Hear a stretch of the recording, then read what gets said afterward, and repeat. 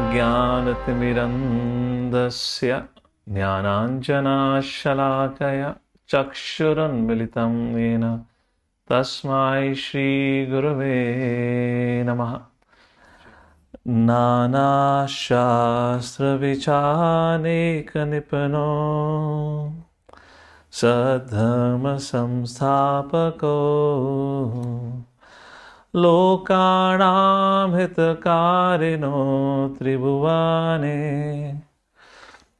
मान्यो शरण्याकरो राधा कृष्ण पदारविंद्र भजना नाम दीनमत्तालिकयो वंदे रूप सनातनो रघुजुगो श्रीजीव गोपालको वंदे रूप सनातनो रघुजुगो श्रीजीव गोपालको। Starting with shloka recitation, as we generally do always. Anyabhilashita shunyam jnana karmadhyanavratam anukulyena krishnanu shilanam bhaktiruttama sarvapadi vinirmuktam tatparatvena nirmalam rishikena rishikesha sevanam bhaktiruchyate atha shri krishna namadi nabhavit krayamindriye sevan mukhe hi jivado swayameva spurati adaha anasaktasya vishayan yathaharam upayunjitaha nirbandha krishna sambandhe yuktam vairagyam uchyate. So thank you everyone for joining once again. We are on the third chapter of Nectar of Devotion. Today, as part of a discussion, we'll try to discuss the third chapter and as well as cover the fourth chapter of Bhakti Rasamrita Sindhu. So to begin with, we'll just recite this particular shloka which describes the definition of Sadhana Bhakti, which was the subject matter of previous chapter, chapter number 2. So here is the definition. Recording in progress. As described by Srila Rupa Goswami. Kriti sadhya bhave sadhya bhava sa sadhana bhida nitya siddhasya bhavasya prakatyam hridi sadhyatah. What is sadhana bhakti? Because our discussion today in third chapter is also on the subject matter of sadhana bhakti. Therefore, we're just going to quickly recapping it. And we are meeting after 2 weeks also actually.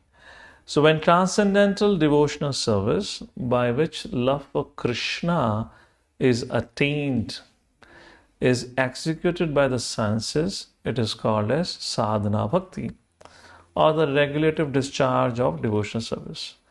Such devotional service eternally exists within the heart of every living entity.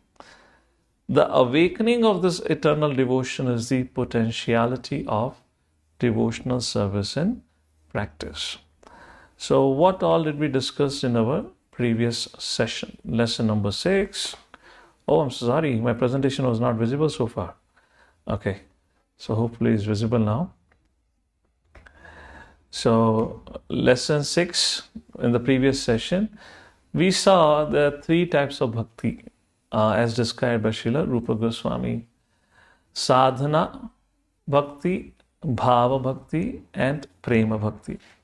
Then we also discussed about what is sadhana bhakti. I just quoted the shloka as quoted by Srila Rupa Goswami. Sadhana bhakti, bhakti which is performed through one's senses in a regulated manner under the direction of Guru, that is called as sadhana bhakti. Devotional service in practice is what we discussed. A cure for madness, Srila Prabhupada writes, just like when a person is sick, he goes to a doctor. let's say, psychiatric treatment, then he has to follow the doctor's prescription. And through the doctor's prescription or the psychiatrist's prescription, the mental sickness gets fixed. Similarly, sadhana bhakti, following it, the principles of bhakti under the guidance of Guru, then this mental sickness or the mental fever, a person gets recovered from it. That's how Srila Prabhupada describes the cure for madness.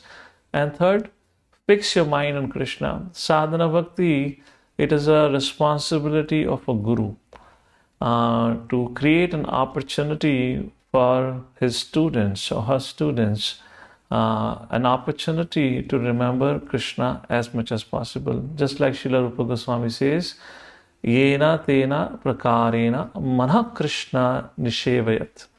Whatever means, Yena tena prakarena, by whatever means, one should always remember Krishna. Sarve vidhi nishedasyo etayor eva kinkaraha. This is the essence of all the rules and prohibitions given in the scriptures. And what is that? Manha Krishna nishevayat. Niveshyat is the word. Manha Krishna. The mind becomes absorbed or focused on Krishna. So fix your mind on Krishna, Prabhupada says, because sadhana bhakti is being performed under the guidance of Guru. It's the responsibility of Guru to create different service opportunity by which a devotee can remember Krishna. After discussing sadhana bhakti, then there is a discussion on the subject of what are the types of sadhana bhakti. Sadhana bhakti is of two types. First is Vaidhi sadhana bhakti, and second is Raganuga sadhana bhakti. Vaidhi and Raganuga. Vaidhi sadhana bhakti. Okay, why don't we do one thing? Let's ask our audience. How would you describe Vaidhi sadhana bhakti and Raganuga bhakti? Maidhini, Mother Maidhini, go ahead. Your hand was up first. So what is Vaidhi sadhana bhakti? Thank you, Prabhu. Prabhu, it is non-spontaneous and obligatory, and the impetus is just to obey the orders of the spiritual master. Yes, the impetus is to follow the instructions of spiritual master. There's no spontaneity. Correct. Thank you. That is Vaidhi sadhana bhakti, where the rules and regulations takes a prominent factor rather than self-inspiration or motivation. And what is Raganuga bhakti then? Who would like to describe what is Raganuga bhakti? Krishna Prabhuji, Dhanvas. the spontaneous devotional service to the Lord, spontaneous emotion which generates. Okay, the spontaneous. What else? We have discussed something else to this. Of course, we didn't discuss much in length, but we briefly introduced as much as Srila Prabhupada. There's a spontaneous. The devotee is not bound, or his bhakti is not just limited to rules and regulation. It's not that if the Guru's order is to chant 16 rounds, so he will chant only 16 rounds. He wants to do it. He wants to wake up in the morning. He wants to greet the deities. He wants to attend Mangalat. He wants to chant. He wants to dance, and etc. etc. What? Anything else? Yes, Mother Puna, you can unmute yourself. Go ahead. Yeah. I'm not muted. Don't can unmute themselves. Yes, Mother Puna. Prabhuji, Raganuga Bhakti is the natural attraction of the soul towards the Lord. Correct. Natural attraction by the practice of Vaidhi sadhana bhakti, that stage develops. Maybe I didn't mention this point. That's the reason we're kind of not discussing this. The point was Raganuga bhakti is a stage where the practice involves following in the footsteps of Ragatmika bhaktas. Ragatmika bhaktas means Brajavasis.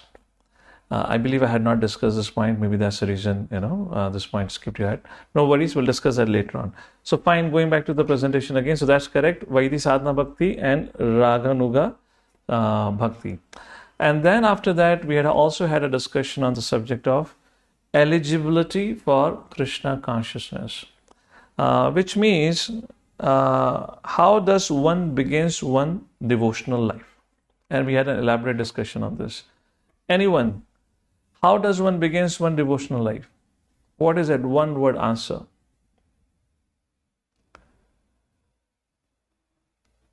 Okay, Mother Priya Shivam, please unmute yourself. By execution of devotional service. Fantastic. How do you execute devotional service? By the mercy of the Vaishnavas. So now you got to the right answer. So how do you begin your devotional service? That is by the mercy of Vaishnavas. So Srila Rupa Goswami says, to render devotional service, we need some attraction, isn't it? There has to be some attraction. Reading of scriptures or visiting temple, chanting the holy name, some attraction is needed. But the question is, which Srila Rupa Goswami raises, how does one get an attraction? Like all of us have got some attraction towards bhakti, therefore we are practicing it. Or we had some attraction because of which we took to Krishna consciousness. But so many people come to temple, but not everyone takes to bhakti. So that's the subject matter of mercy. Mercy of the devotees is what Srila Rupa Goswami describes about it. All right. So that was a discussion in chapter 3 up to the first 2 paragraphs. Now discussion comes, which Srila Rupa Goswami will discuss now, is on what is the requirement for making advancement in bhakti. So you have to please understand 3 points which will be discussed now. First point we have already covered. The first point is, how does one begins one's devotional life? And the answer is by the mercy of devotees. Second point, now you have begun your devotional life, but how do you advance in your devotional life? And that would be the discussion now. Is that clear? If not, please write down 3 headings. First heading is, how do you begin devotional life? That is because of the mercy of the Vaishnavas. Second, how do you advance in devotional life, which we're going to discuss now. And the third point is, what is the eligibility to perform pure devotional service? These are the 3 concepts which are discussed. And if you understand it categorically or chronologically, then the chapter would be clear. Otherwise, it becomes confusing. So let's go back to slide deck, and this is a discussion which begins from the 3rd paragraph of chapter 3. We'll come back to the book in a while, but let's take a look. So here, Srila Rupa Goswami talks about that eligibility to advance in Krishna consciousness or in spiritual life or in the path of bhakti depends on one's maturity of knowledge and faith in the scriptures or faith in the Lord. And according to one's knowledge and faith, there are 3 categories of bhaktas. Uttama Bhakta, Madhyama, and Kanishta Adhikari. And that's what we're going to discuss for a while now. So Kanishta Bhakta is one who has a weak faith. Knowledge refers to knowledge of scriptures. His knowledge of scriptures is also weak. He cannot offer convincing arguments to opposite opinion. If a Kanishta Adhikari goes and he begins to discuss with a materialist about how the mundane life is a painful life and how Krishna consciousness is a blissful life and the only true life, because of not having firm faith in Krishna consciousness, spiritual life, simultaneously not having a proper knowledge in scriptures, rather than convincing the other person, he might end up getting convinced that spiritual life is not the way of living. Material life, making progress in professional life and enjoying the senses should be the goal of life. That is what means by weak faith and weak knowledge. Then we have Madhyamadhikari. Madhyamadhikari means whose faith is strong. He's convinced. Nobody can deter him from Krishna consciousness. But when it comes to knowledge, his faith or his knowledge in scriptures is good, but he may not be able to offer convincing arguments at all times, which means he may not be able to oppose, all arguments or give convincing evidences for it. Madhyamadhikari, but his faith is very strong. He is not gonna get confused or leave Krishna consciousness. And the highest of all is Uttamadhikari. Uttamadhikari, his faith is so strong, just by his darshan, your faith increases exponentially. So that's an Uttamadhikari. What to speak of, he's speaking and talking, just by having his darshan, one become very strongly convinced about Krishna consciousness. And knowledge, he has a very strong knowledge, and he can offer very convincing arguments based on Vedic scriptures, so much so that he can convince anyone and everyone how Krishna consciousness is the best. These are the three categories based on knowledge and faith. Let me give you one example which I heard from His Holiness Giriraj Maharaj on the subject of Kanishta, Madhyama, Uttamadhikari, and a very practical case study which His Holiness Giriraj Maharaj was talking about it.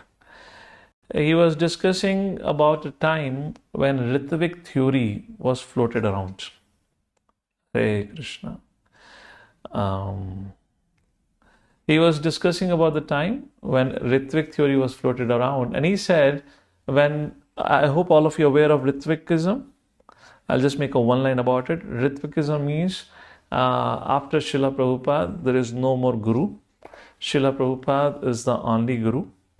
And in the absence of Srila Prabhupada, we can accept initiation from Srila Prabhupada. Even in his absence, there is no more qualified Gurus. And no more qualified Gurus can ever come. The parampara ends with Srila Prabhupada. And Srila Prabhupada is the only Guru for all the time to come. That is what called Ritvikism.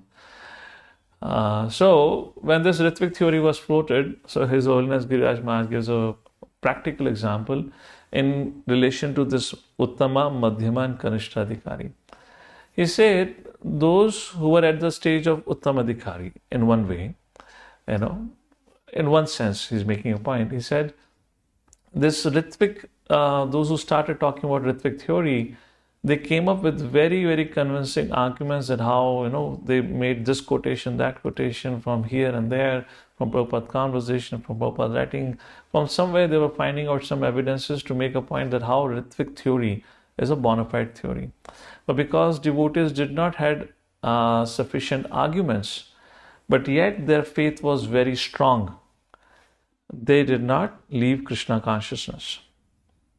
Therefore, the GBC came up and they came up with a booklet which actually defeated the Ritvik argument. So these devotees, when they got that booklet, they got the argument and then they were able to talk to others and convince them how Ritvik theory is bogus. So His Holiness Giriraj Maharaj says, so this is one category which you can call as an Uttama Bhakta, who had a strong faith. Once they understood about the concept, they were able to convince others also how it is false. Then there was a second category of devotees whose faith was also very strong.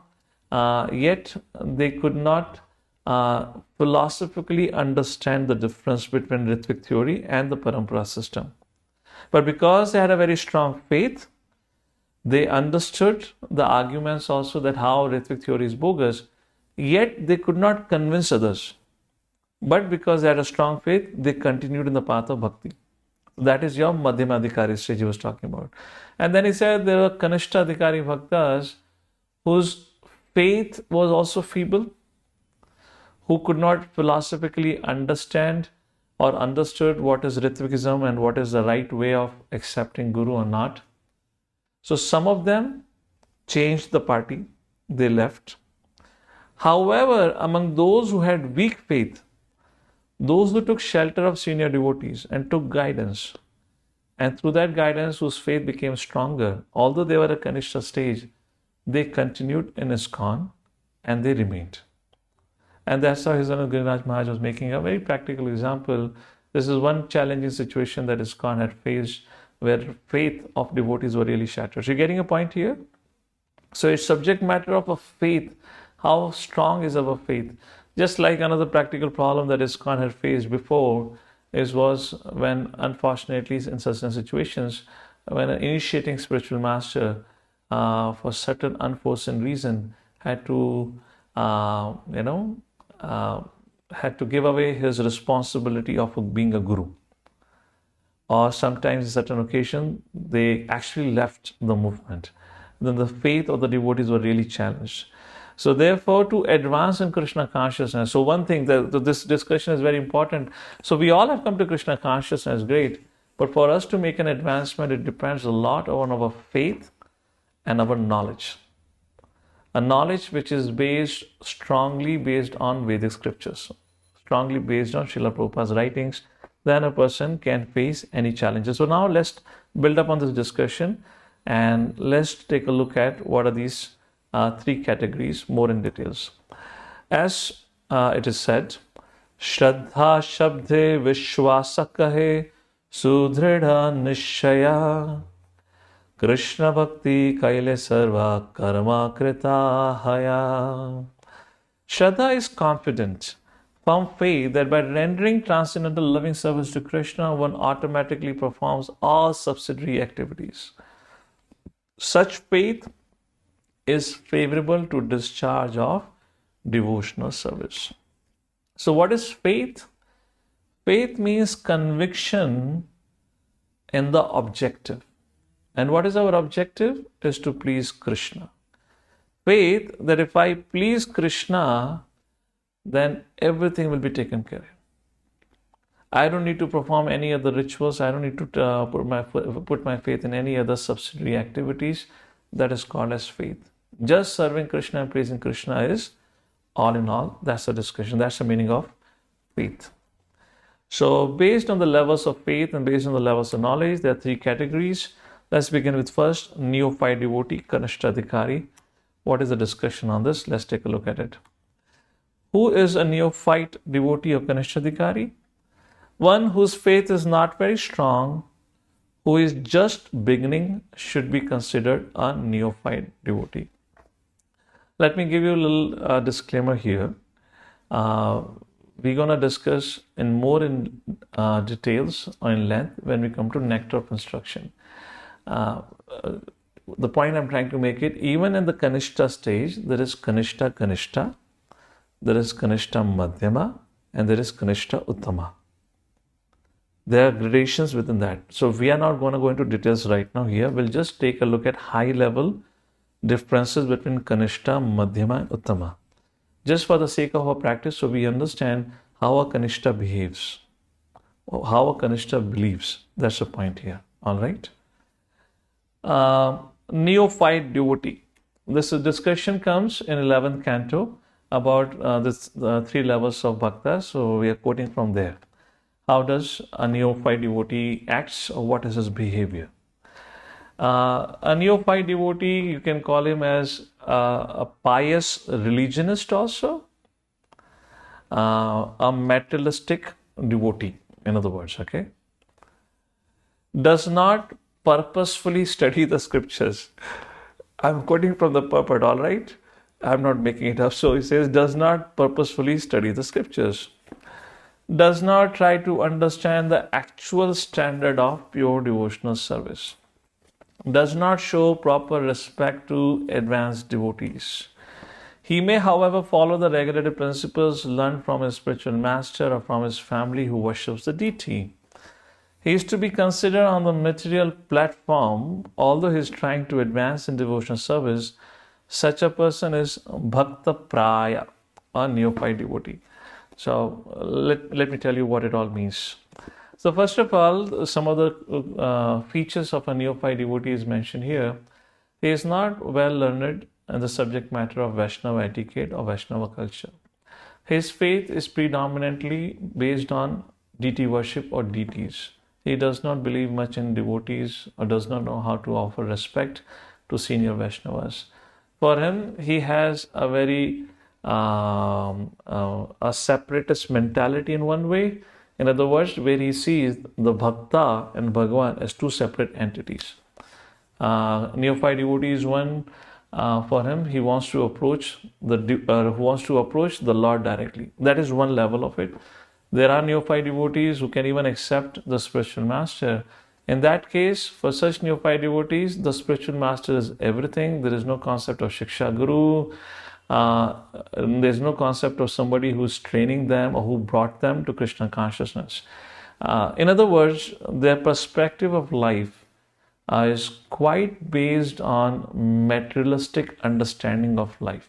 To give you an example, just like in a corporate life, everyone is trying to rise up the corporate ladder, rise up to the position. And he thinks the more I rise up into the corporate hierarchy, the more I am successful.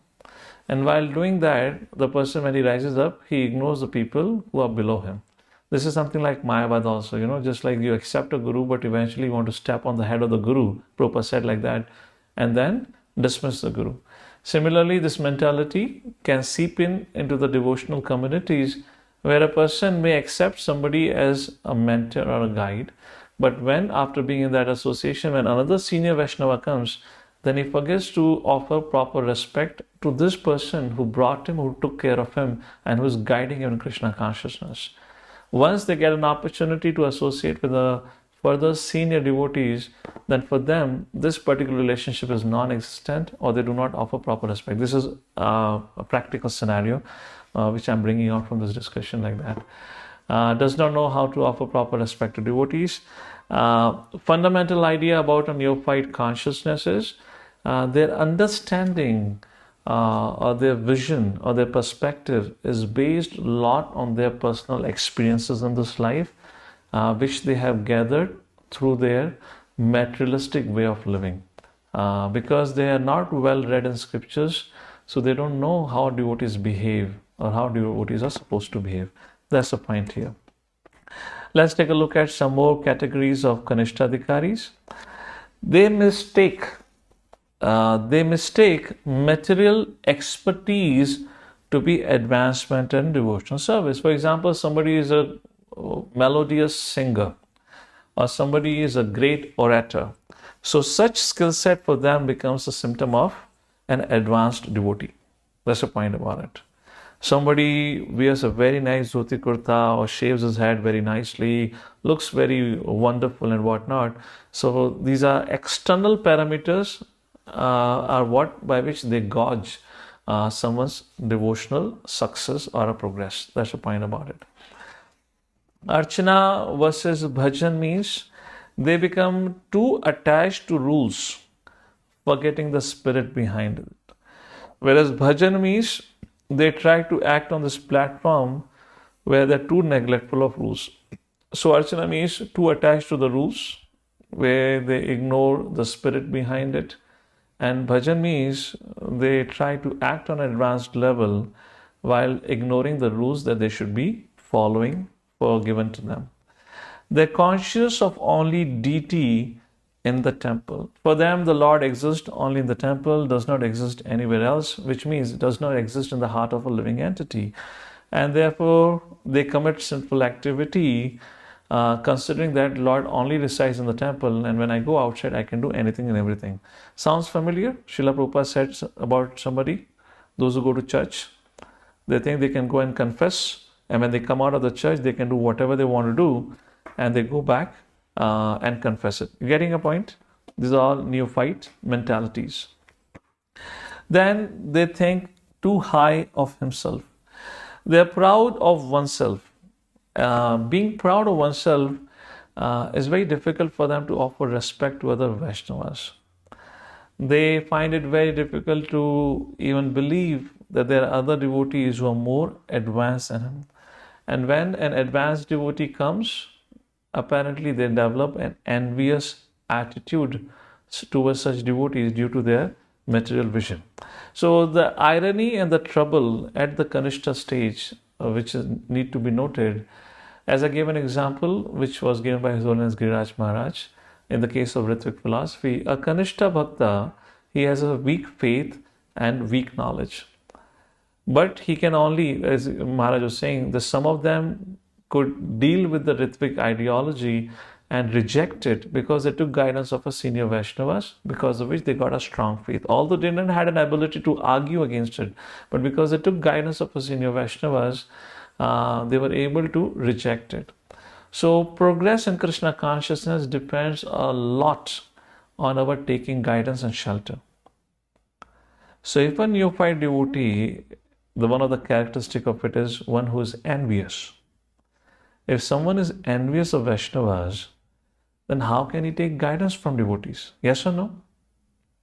So if you bring a devotee, somebody, let's call him a neophyte person, you bring him in the association of devotees, and there's all the possibility of he committing Vaishnava Prad. You're getting a point? If he commits Vaishnava Prad, anyways, he withers away in devotional life. But if he does not take guidance from senior Vaishnavas, he cannot make progress. Yes or no? So like that, for Kanishta it's like a dead end. It becomes very, very difficult. Therefore, individuals have to take a care and attention to carefully make a progress in Krishna consciousness in the initial stages. They're disturbed if a Madhyama devotee criticizes non-devotees of the Lord. For example, let's say somebody says, India, there are so many problems in India. So India means is a place of my birth. So like in the 10th canto, there's a verse comes, people consider their place of birth to be worshipable. And such a person might feel offended if a place of birth is criticized. And as a result, he might commit an aparadh towards a devotee. Is that making sense? A place of birth, because there's a lot of strong bodily identification. Let's say in scriptures there are certain occasions, there are certain statements about certain gender. When somebody reads that, somebody might feel very offended. How is it spoken like that? For that discussion, Srila Prabhupada made it very clear, as a spirit soul, we are neither a male nor a female. When we identify very strongly that I am a male or a female, then only we'll become upset. Otherwise, there's no question of becoming upset, right? That's the point about it. So they become disturbed when they feel if even a non-devotee is criticized just because they have affection. I was giving you the examples. Another aspect of it, they offend devatas. They do not understand the position of the devatas, and they think now this is about fanatic behavior. I've taken a shelter of the Supreme Personality of Godhead. Krishna is all in all. Then we should not offer respects to devatas. So sometimes we quote many examples, or we may think of it that way. And even people when go to temple, they do not offer respects, even if there is Lord Shiva, Ganesh, and all that. Point is, they all are worshipable. They are representatives of the Supreme Personality of Godhead, and they should be given utmost respect. Not that because we have become a Vaishnava, we are trying to become a Vaishnava, we can now ignore them. Not at all. These are some of the things that do not appreciate the paraphernalia of the Lord, which means everything in relation to the Lord, either be a temple, either be the books, the devotees, everything like that is discussed. Also about dham, that's also paraphernalia, arti paraphernalia, so they do not appreciate or respect. Now talk about dham. Dham is not different than Krishna himself. Like Vrindavan Dham is not different than the Lord himself. Srila Bhaktivinoda Thakur explained this point to Bhakti Siddhanta Saraswati Thakur, and he said you have to establish the glory of Vrindavan Dham by starting Vrindavan Yatra, and that's how Bhakti Siddhanta Saraswati Thakur started Vrindavan Yatra. So Dham is not different than the Lord himself. So when we visit to Dham, every devotee who understands the glories of the Dham would be very meticulous to make sure that he does not cause any litter, or does not spoil, or does not by one's own action by any means causes create chaos in the Dham. You understanding? Throwing away things around Dham. That is an aparadh actually. So these are, is it making a little sense? Are you familiar with some of these things we should discuss? Please raise your hand if you think that, we kind of find it a little familiar with these things about Kanishadhikari. Or if you think this is totally foreign to you, that's a different thing, then we'll talk about Uttamadhikari. You might find a little familiar attributes there. But these are the things which are actually challenges for us. Okay, let's go ahead. Therefore it is said, Aradhananam sarvesham Vishnu aradhanam param tasmat parataram devi tadyanam samarchanam. So this is Lord Shiva speaking to Mother Parvati. He says the highest goal of the life is to satisfy Lord Vishnu, who can be satisfied only when his servant is satisfied. So how can they make advancement? They can only make advancement when they serve and when they work under the guidance of senior Vaishnavas. So unless they are educated, unless they take part in attending programs like Bhakti Shastri, which were instituted by Srila Prabhupada, or they read Srila Prabhupada books, they will not understand how important it is to work under the guidance. I cannot make progress. I come across this particular habit and tendency so much where people think that, I can just do deity worship and go back to Godhead. I don't need anyone else around me. I can be just with the deity worship and fine. And particularly these devotees are the one, I'm not saying is a standard rule, but oftentimes it is found they just cannot read. They don't have taste for reading and hearing. So that's where they end up committing a lot of aparadh, because being part of the Vaishnava community, there are always going to be some up and down challenges. There are always going to be situations where people may accept your opinion, may reject your opinion. And if somebody is very strongly rooted on the one's identity as I am the controller and doer, then aparadh, offenses are inevitable. Moving forward to some other attributes of neophyte devotees. Typically, the Kanishta Adhikari is eager to engage his materialistic qualifications in the service of the Lord, mistaking such material expertise to be the sign of advanced devotion. For example, let's say singing. Somebody plays very nice mridanga, so they think, this is a sign of my advancement.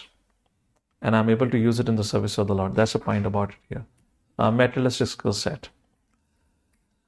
But by continuing to serve the Supreme Lord, so the question is, how does such a person make advancement? What's the hope for us? If those of us who are in the neophyte stage. But by continuing to serve the Lord and the devotees engaged in propagating the Lord's mission, the Kanishta Adhikari also advances in his realization and comes to the stage of dedicating his activities to helping more advanced Vaishnavas. Even such Kanishta Adhikaris can help ordinary living entities by their association. Since at least the Kanishta Adhikaris have faith that Krishna is a supreme personality of Godhead. So Prabhupada is making point, even Kanishta Adhikari can help others to become a devotee of the Lord, because at least they have a faith Krishna is a supreme personality of Godhead. So that was in brief about Kanishta Adhikari. Let's take a quick look at Madhyama Adhikari. What is the qualification of Madhyama Adhikari? It is mentioned, he who does not know scriptural arguments very well. It doesn't mean that he doesn't know scriptures. He has a very good knowledge, but he does not know all in all. But who has a firm faith is called an intermediate or second class devotee, which means he would never come across a situation where he would develop doubt on spiritual practice, on devotees, or on Supreme Personality of Godhead. He's probably fixed on that understanding Krishna is the Supreme Personality of Godhead. I am a part and parcel of the Lord. I'm not the body but spiritual. At least theoretically, he's totally convinced. Yet, there could be certain situation where he's not able to philosophically argue or offer an argument to defeat certain logic. But his faith is not going to get shaken up. That's the point about it. And this is the most stable stage. Now, intermediate devotee, Madhyamadhikari. An intermediate or second class devotee called Madhyamadhikari offers his love to the Supreme Personality of Godhead, is a sincere friend to all the devotees of the Lord, shows mercy to all the devotees, shows mercy to ignorant people who are innocent, and disregards those who are envious of the Supreme Personality of Godhead. So here, Madhyama Adhikari, how does he behave with different categories of people is described. So let's take a look at it. So how does, if let's say, how does somebody advances or comes to the stage of a Madhyama Adhikari? Now, what we saw here, if we quickly take a look back again at the definition, if you see, a Madhyama Adhikari is one who distinguishes and discriminates, isn't it? He offers his love to the Lord. He is a sincere friend to the devotees. He shows mercy to the ignorant but innocent people, and he disregards those who are envious of the Supreme Personality of Godhead. Now, somebody who loves the Supreme Personality of Godhead, then question could be raised, why such a person needs to discriminate? Is there a need for discrimination? Yes, there is a need for discrimination. Let me ask all of you, what do you think about it? If somebody loves Supreme Personality Godhead and Krishna says, Mame Vamsu Jiva Loka Jiva Bhuta Sanatana, everyone is my part and parcel, then why Madhyamadhikari is actually making discrimination? He's friend to the devotees, he's kind to the innocent, and he keeps the distance from the envious beings. Any thoughts? Okay, let's hear from others. Okay, Nitai Pran Prabhu and Mother Taruni Gopika. Dhanvat Pranam Prabhu. Prabhu, because in case of a Madhyamadhikari, there could be a possibility that they may fall down if they come in associations of one who are not favorable to Krishna. Recording So stopped. That's the reason they keep themselves away from those who are not favorable to Krishna. Well, Madhyamadhikari, his faith, as we discussed, is quite strong. He falling down is very, very difficult. At least he's not going to fall down because of bad association. And of course, bad association, we're talking about somebody who's a non-devotee like that. Not like that. Recording in progress. There's something more to it. Why? See, for a Kanishtadhikari, we didn't discuss this parameter that he discriminates, isn't it? For Kanishtadhikari, is like he believes him to be the best devotee, everyone else is a subordinate. And for him, the worshipable is the deity, nothing else. For Madhyamadhikari, loves the deity, loves the Lord, friend to all the Vaishnavas, kind to the innocent, and he ignores. He keeps a distance from the envious. Why? Okay, Mukundan Prabhu, please go ahead. Unmute yourself. Hare Krishna Prabhu. It's important to differentiate and distinguish between different categories of people so that it is basically to help them advance to the next stage that he is differentiating. To the devotees, he's kind and explains to them and basically Krishna Katha, he talks about Krishna, he Okay. discusses Krishna Katha with devotees. While with the innocent and ignorant, he preaches to them and Correct. he Main question is why? teaches them Shastri. Yeah, why he rejects the envious? That is correct. Why he rejects the envious? You made a good point. So that no other way he's helping them to advance in Krishna consciousness. Is that like that? Yeah. Okay, good. There's one specific thing. We are very close to that, Mukundan Prabhu. Good. Who else would like to answer? Okay, Mother Medhavni. Yes. What's your verdict? Probably what I think is Madhyamadhikari avoids the envious because the envious person will actually blaspheme the Lord. So in order to not give an opportunity for that person to blaspheme the Lord and to prevent ourselves from hearing the blasphemy of the Lord, generally Madhyamadhikari does not speak to envious. That is my Okay. Anyone else? Ojasvi Chaitanya Prabhu, please unmute. Prabhu, Hare Krishna Prabhu. Hare Krishna. Actually, Madhyamadhikari is strong, but he cannot make convince to others. That's why. Okay. All right. Thank you. So the actual reason, some of you are very close to that point. Madhyamadhikari, his faith is firm. His faith is strong in Krishna. And at all times, Madhyamadhikari is a stage where actually you can preach effectively.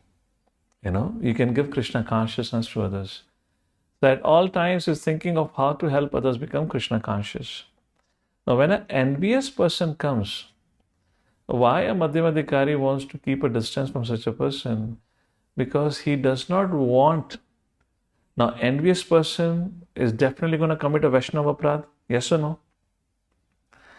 So he does not want that envious person to commit a Vaishnava aparadh.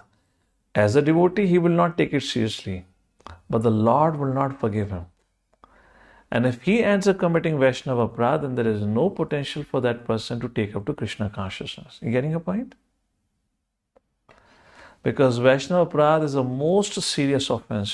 And we discussed this while describing why Srila Rupa Goswami says there are 3 stages of bhakti. Sadhana, Bhava, Prema. You remember? Why there should be sadhana and sadhya. The objective of sadhana is prema. Then why bhava bhakti is introduced in between? What is the difference between bhava and prema bhakti? Anyone remembers? Mukundan Prabhu. Yes, what's the difference between bhavana or the bhava and prema bhakti? Go ahead, unmute, please. Yes, right. So in Bhava Bhakti, the reactions to aparadhas, Vaishnava, especially Vaishnava aparadha, is still not completely over. That's the only thing. So Nothing else. Nothing else. Only that certain traces of reactions of Vaishnava aparadha are still remaining, because of which the devotee is not able to get complete reciprocation from the Lord. He still has to undergo certain amount of suffering. So there the point is made. You can get rid of sinful reactions easily, but Vaishnava aparadha takes the longest time. Therefore, a Madhyamadhikari, of course, as some of you said, this Mukundan Prabhu was saying, to help him advance. That's the point, to help him advance, keeping a distance. And like Medhavni was saying about, he may commit offenses towards the deity, which is correct. But that is not the fear, because he speaks something against the deity, then you can argue based on scriptures. You can tell him what is the right understanding. Otherwise, so there is no question of preaching only, na? People are going to make so many points. So you cannot explain that. So that's the point about it. All right, so let's go back. Continue with the discussion now. So that's the point about here. And, how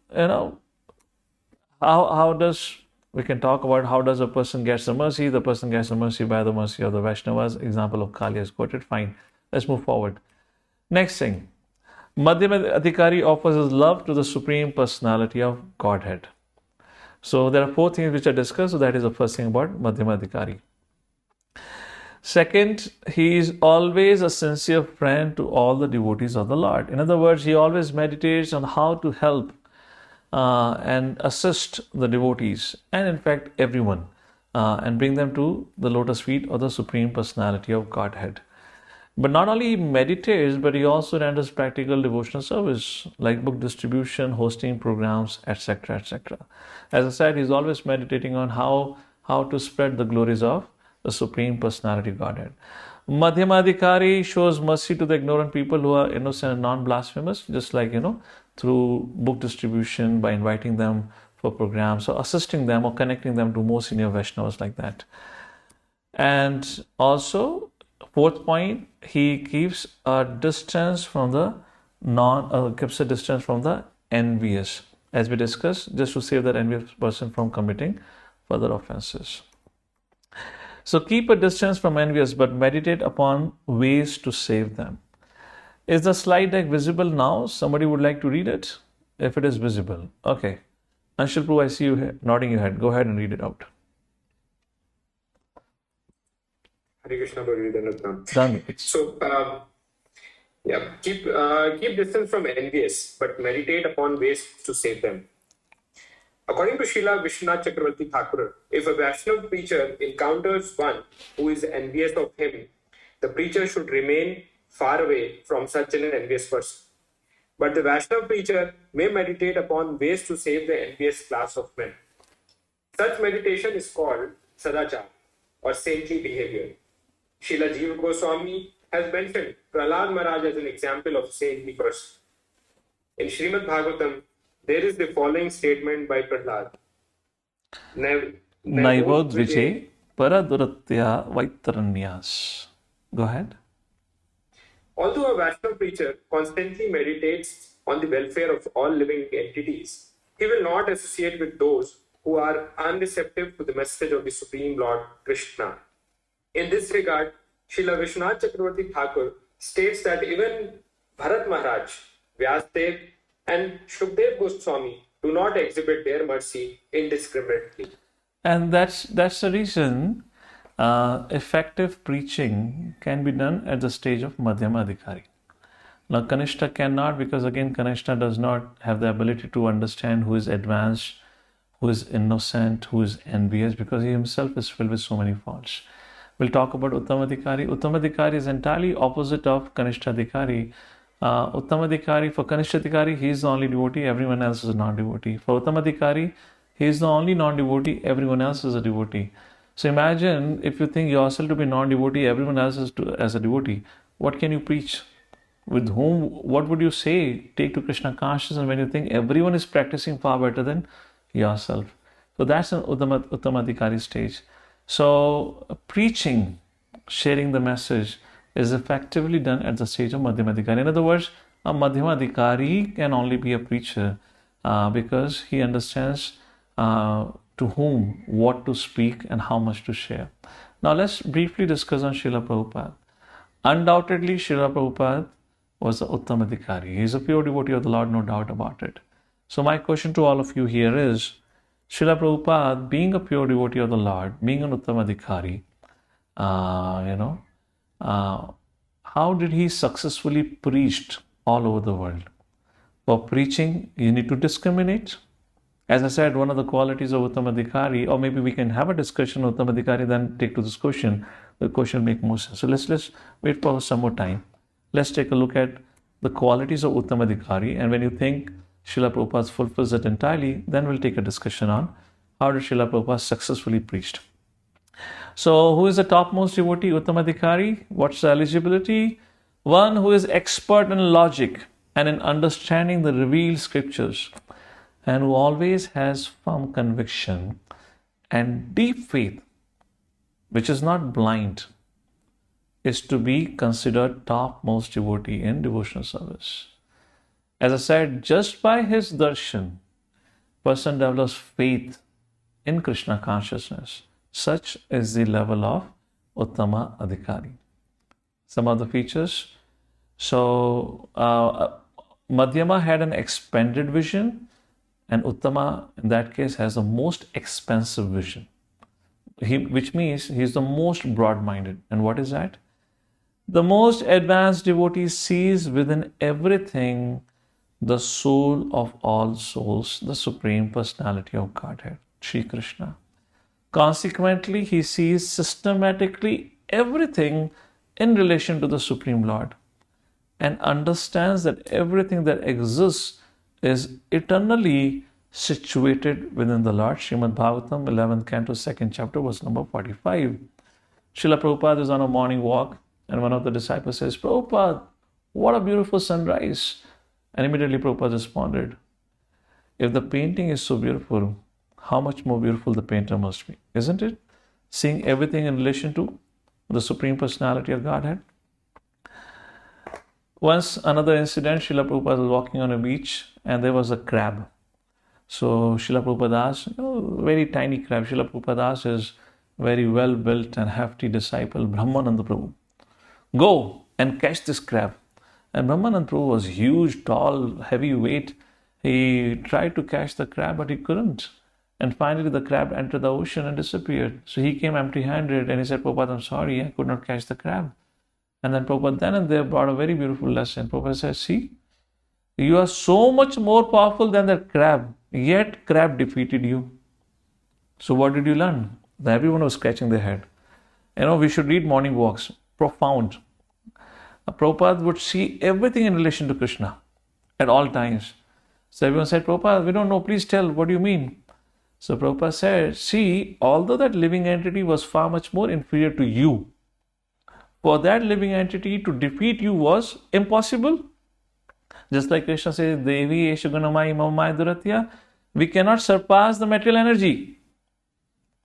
But just because that crab took shelter of ocean, which is way superior to you, which you cannot surpass. Just because that crab took shelter of the ocean, the crab defeated you. Which means, similarly, if you take shelter of the Supreme Personality Godhead, who is the highest, we can easily defeat Maya. Srila Prabhupada was in Vrindavan. One wealthy man came. He was the owner of a very big cement company. And he started to talk about, Prabhupada, I am the owner of, let's say, Mittal Cement Company. Prabhupada said, oh, Mittal Cement Company? You named it after your surname? Where do you get your cement from? So he said, Swamiji, cement is made in our factories. Prabhupada said, where does the raw material for cement comes from? He said, Swamiji, that comes from the mountains. Where does the mountain comes from? He said, Swamiji, mountains are a gift of the Lord. Srila Prabhupada said, oh, if it is a gift of the Lord, then you should call it Krishna cement. Why are you calling Mittal cement? Then he was a little silent, he didn't know what to say. And after a few moments of silence, then that man said, Swamiji, every year I donate for Krishna Janmashtami. Prabhupada said, oh, really? Then you're a small thief. And the conversation ended. So, again, take a look back at this quality. The most advanced devotee sees within everything the soul of all souls, the Supreme Personality Godhead Shri Krishna. Consequently, he sees systematically everything in relation to the Supreme Lord and understands that everything that exists eternally situated within the Lord. We can just go on giving hundreds and hundreds of examples. Srila Prabhupada was invited, a program was arranged by Srila Prabhupada in one of the ranch. And that was a very special ranch where everyone lived naked. So there were a lot of trees and the humans were living like apes. So there were men and women who were living on the tree branch and totally naked. And Prabhupada's program was arranged for such an audience. Prabhupada did not know about the audience. Prabhupada in those days would went anywhere and everywhere and speak. So Prabhupada went there and the program was arranged. And Prabhupada was wondering, where have you brought me to this ranch, to a forest? There is nobody here. And suddenly Prabhupada saw, like monkeys, people began to climb down from those trees. And they came and sat right next in front of Prabhupada. Totally naked. Not even a single piece of cloth. Men and women sitting in front of Srila Prabhupada. Imagine you have an audience like this. And Prabhupada began to speak. Just like all of you are experiencing a bliss without wearing clothes. Similarly, when you understand you are not the body but the spirit soul, when you come to the platform of spirit soul, you will experience a transcendental bliss, which is way superior to the bliss that you are experiencing today without wearing the clothes. When you understand you are not this body but the spirit soul, the joy of that is so high. Even from that audience, two became a devotee. They're still there. They're still there. I don't want to name them, but they're still there from even such an audience. So, let's ask a very important question to all of you here. Srila Prabhupada, undoubtedly you would agree, is a Uttamadhikari, right?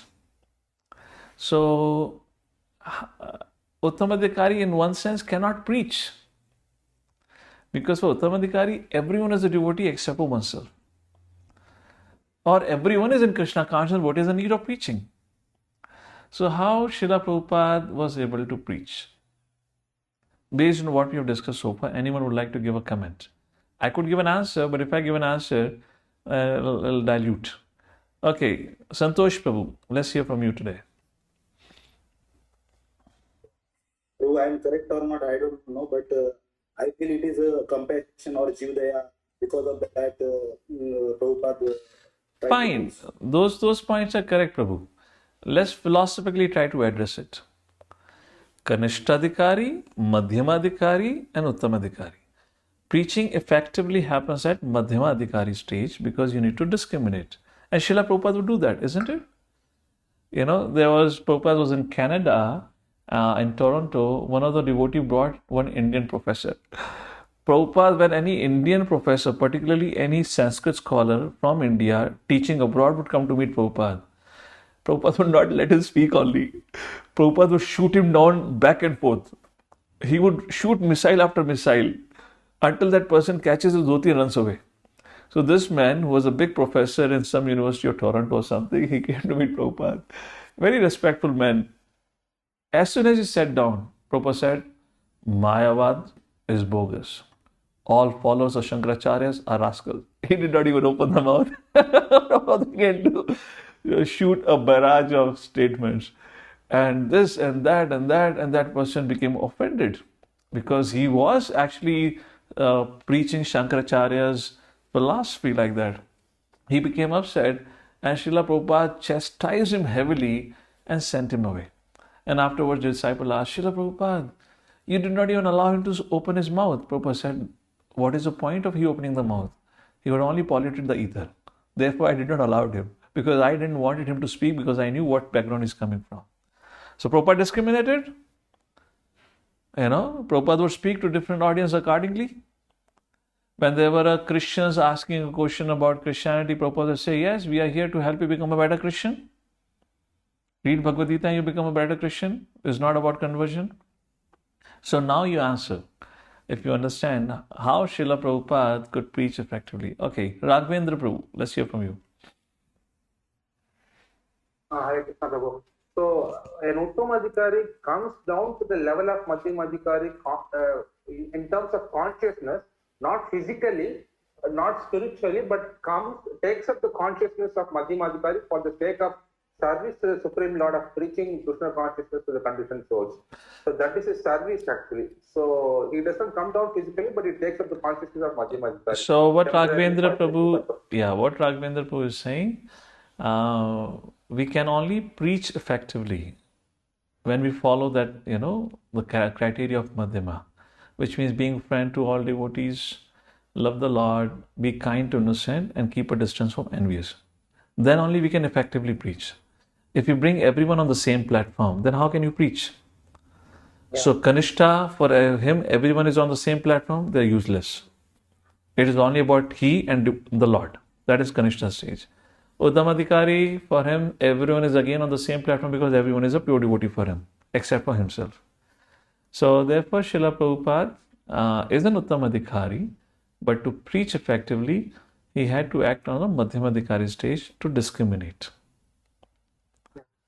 Just like Prabhupada is doing a Calcutta Pandal program, and Prabhupada became very angry. Certain thing happened, and some of the guests began to say, oh, Swamiji should not become angry. Because those who are Swami, those who are very advanced, they do not become angry. And then this point was brought to Srila Prabhupada's notice. Prabhupada said, all right, bhai, I am teaching you what is the right behavior, and I am preaching also. I am not somebody who is just doing Krishna Katha. I am establishing what is the right culture, so I have to act on that stage. You're getting a point? So there were certain times, certain behavior, which from the understanding of a common man is not of a stature of a Uttamadhikari. But Prabhupada had to do it. He was always in a Uttamadhikari stage, but he had to behave in a certain way just to teach us and also to help us become Krishna conscious. Alright, so that was a point in this discussion. And with this, I believe we come to the conclusion of the three types of devotees. So Kanishthadhikari has less faith, less knowledge, Madhyama has more, and Uttama has most. So with this we can understand how important faith is. Faith is the beginning and it is also the basis of further advancement. So the qualification for seeing Krishna everywhere is Premanjana Charita Bhakti Vilochanena Santas Sadeva Hrideshu Vilokayanti, where a pure devotee see in the heart of hearts with the eyes of devotion tinged with the self of love. With this, the discussion on how to make advancement, or what is the requirement to make advancement in Vaidhi Sadhana Bhakti, this subject matter is concluded, where Srila Prabhupada, Rupa Goswami says, the precursor for making advancement is faith and knowledge. Now, a discussion is there, which happens after this, is about is piety required? Is piety a precursor for faith? Srila Rupa Goswami says in one of the verses in Bhakti Rasamrita Sindhu, Adhahu Shraddha ta sadhu sangha bhajana kriya. Shraddha, the very first thing is Shraddha. If we have some faith, then we go and take sadhu sangha. And in the sadhu sangha, then we begin to render bhajana kriya, begin to render devotional service, which leads to anartha nivritti. So question is, from where does this Shraddha comes? And that forms the next part of our discussion. Is piety required for Shraddha? Let me help you make it a little more simpler this thing.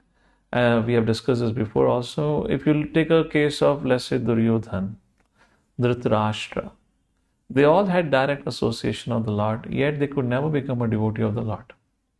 Many, many examples are there. Why they could not have that Shraddha? They were in the association of the Mahajans like Bhishma Pitama, Vidurji, the great devotees of the Lord. And Yudhishthira Maharaj himself, the Pandavas, Draupadi, Kunti, the best of the devotees. So how does this faith develops is the next discussion which Srila Rupa Goswami does.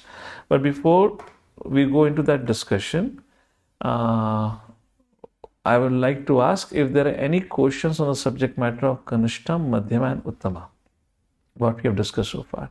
Let me help you again frame it, how the flow of discussion is. So, how does one start bhakti? By the mercy of Vaishnavas. Clear? Mercy of Vaishnava gives attraction. How does one make advancement in bhakti? That depends on one's knowledge and faith. Therefore, Srila Rupa Goswami talks about there are three categories of devotees. Now, there is a faith. So now Srila Rupa Goswami talks about what is required for faith. How does faith develops? What is a precursor to faith? That is a discussion which we're going to begin now. In other words, in the following discussions, we'll see bhakti is independent.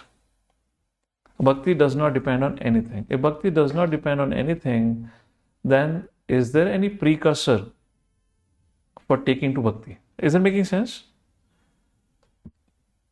We will see. We'll focus on that more. Let's take some questions if there are, in case any questions on Kanishta, Madhyama, Uttama. Yes, Madhurati Manjari. One question. Prabhuji, can you explain the Archana and Bhajana of Kanishta? So the point of discussion while discussing about Archana and Bhajana Marg was, Archana means they become too attached to the rules and regulations, forgetting the spirit behind it. It's not very much white and black everything that we do. There's a certain dynamics, and there are situations where we have to make a choice and understand what is more important. For example, there is one of the rules which says, if a devotee of the Lord has come to your house, or let's say is visiting the temple, a senior devotee has come who is like a guest of the Lord. If there is nobody to receive him, and at that point of time you are doing deity worship, you can stop deity worship, go and receive the guest.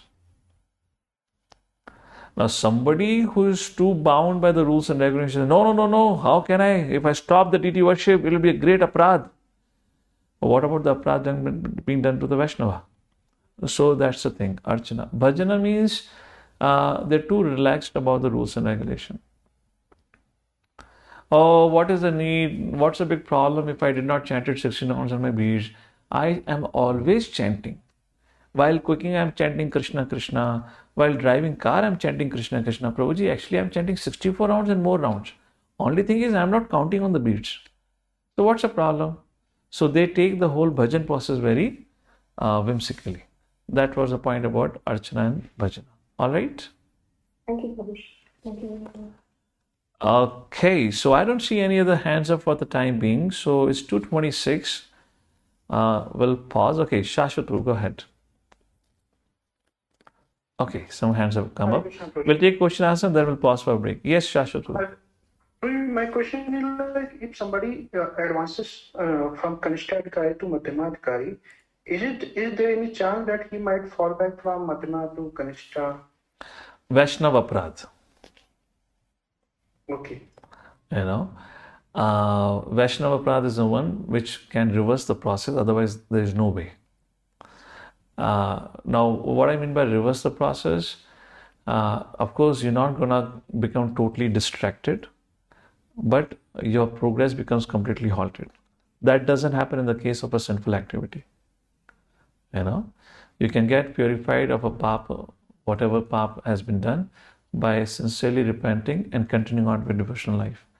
But once Vaishnava Aparadha is done, of course, Vaishnava Aparadha would have his own gradations. If you read Chaitanya Leela, there you come across many, many examples of Vaishnava Aparadha and serious reactions. There was this is not during Chaitanya Mahaprabhu, this is post Chaitanya Mahaprabhu. I am forgetting the name of both the devotees here. So there was one very, very famous, very, very prominent guru, very melodious reciter of Srimad Bhagavatam. Hundreds of people would come and hear Srimad Bhagavatam from him. At that point of time, there was one Vaishnavi saint in Vrindavan. She was also very advanced. However, her situation was such, for her, she could not ever stop chanting. You know, in whichever situation, wherever she is, her mouth, beyond her, even need, will continue to chant Hare Krishna Mahamantra. So because of which, her glories were spreading. But somehow this saint, who was himself very advanced, had many, many followers and whatnot, began to feel little insecurity in her presence. And once it just so happened that he was giving a class, there was a pravachan going on, this Mataji came and sat in the audience, and as I said, it was not that she was doing intentionally. It's just because her whole body, her whole self was so absorbed in chanting the holiness of the Lord, it would just automatically continue to vibrate. She sat in the class and she was just chanting Hare Krishna, Hare Krishna, Krishna Krishna, Hare Hare, Ram, Ram, Ram, Ram, Hare Hare, not intentionally. But when this speaker saw that this Vaishnavi is not stopping the chanting and she's chanting, continuing to chant, he became very upset and he criticized her. You show bottle devotee, you're making a show of bhakti here, you're disturbing the audience. Nobody was disturbed as such. Except for him, nobody was disturbed. And for him, there was also not much reason to disturb, but there was certain insecurity and he really criticized her. He, who was on a very advanced stages of his bhakti, totally fell away from the path of bhakti because of this Vaishnava Aparadha. So that's the only situation where things can take a reverse in the path of bhakti. Otherwise, there is no other situation like that. All right. Shashwat Prabhu, if you're still around, fine. I believe Yes, that. sir. Thank you, Guru. Okay.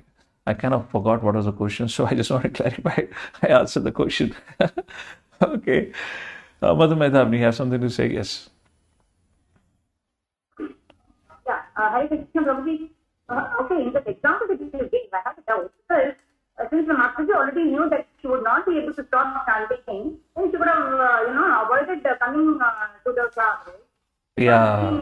I'll find out her WhatsApp number and give it to you. You can find where did she go. How dare she go and attend the class? No, Prabhuji, no. My question is, like we just discussed in the previous section, that as a Vaishnava, I avoid the NES because I don't want that Vaishnava to, that's why you're making a distance. He's a great pravakta, great Bhagavata reciter. You're committing a Vaishnava by calling him an envious person now. What should she know? How would she know that such a person will have animosity? He's glorifying the Lord. How would she know? When a speaker is speaking in the class, even when, because I've seen several presidents, Yeah, this equation does not hold true for us because we don't have devotees at that advanced level. We are struggling right now to chant 16 hours attentively, what to speak about chanting 24/7. So let's not bring her to our level, seeing that Prabhuji in temple, somebody comes and chanting. Hey, stop chanting. You should stop chanting. You can't say, hey, Prabhuji, this is Vaishnava Aparadha. I heard about an example of Vaishnavi Mataji. Bhaiya, she was chanting outside of 16 rounds. We are not supposed to complete our 16 rounds in the class. Okay?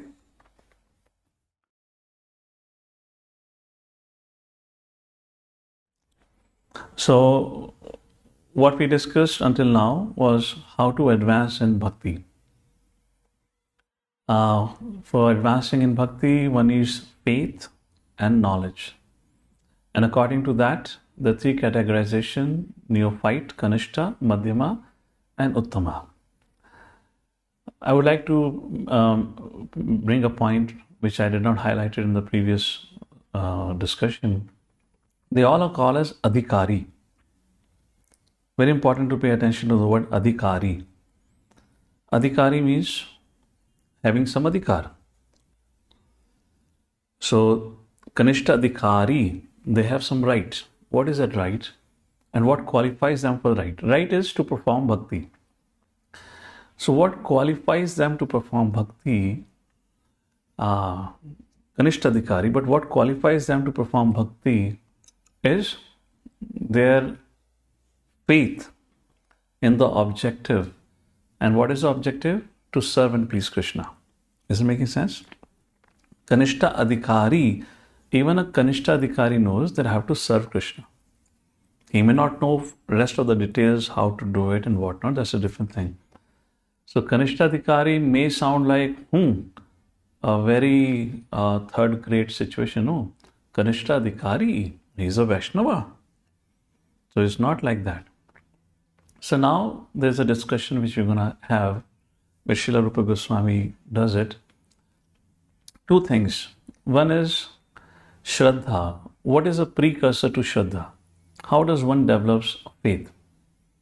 Second, Srila Rupa Goswami quotes a verse from Bhagavad Gita, 7th chapter, verse number 16.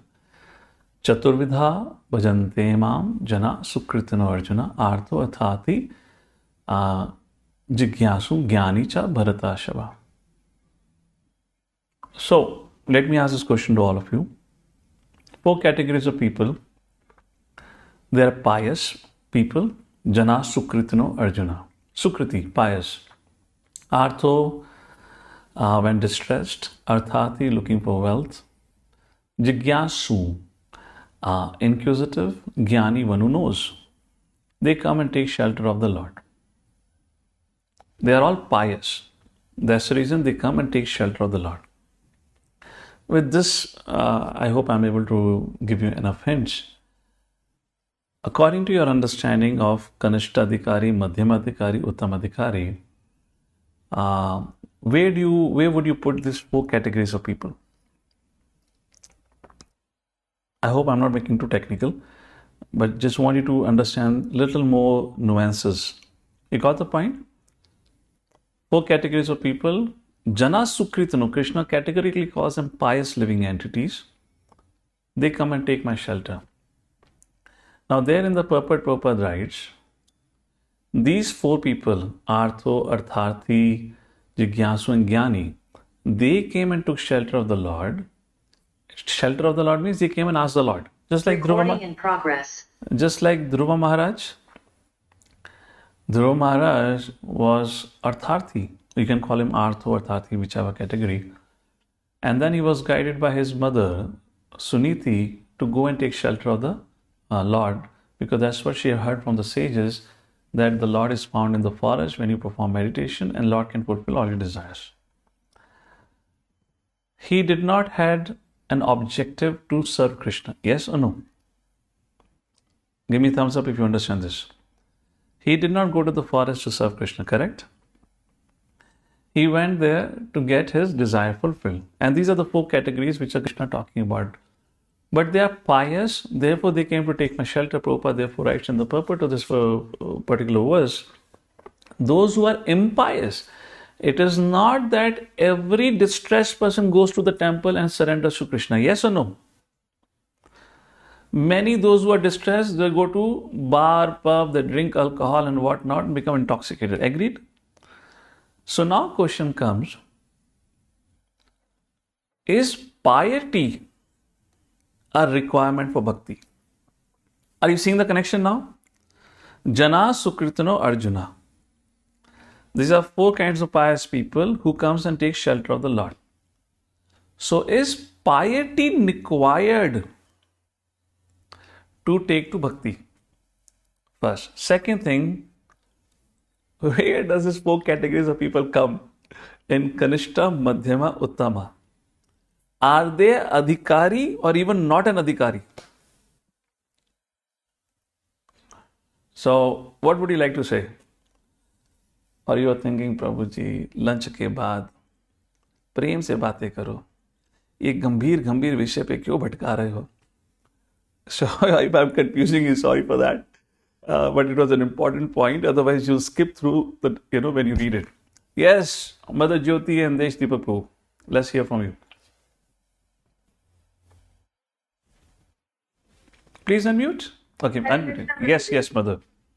Prabhuji, I would say that these people are not eligible because they are approaching. Not eligible for what?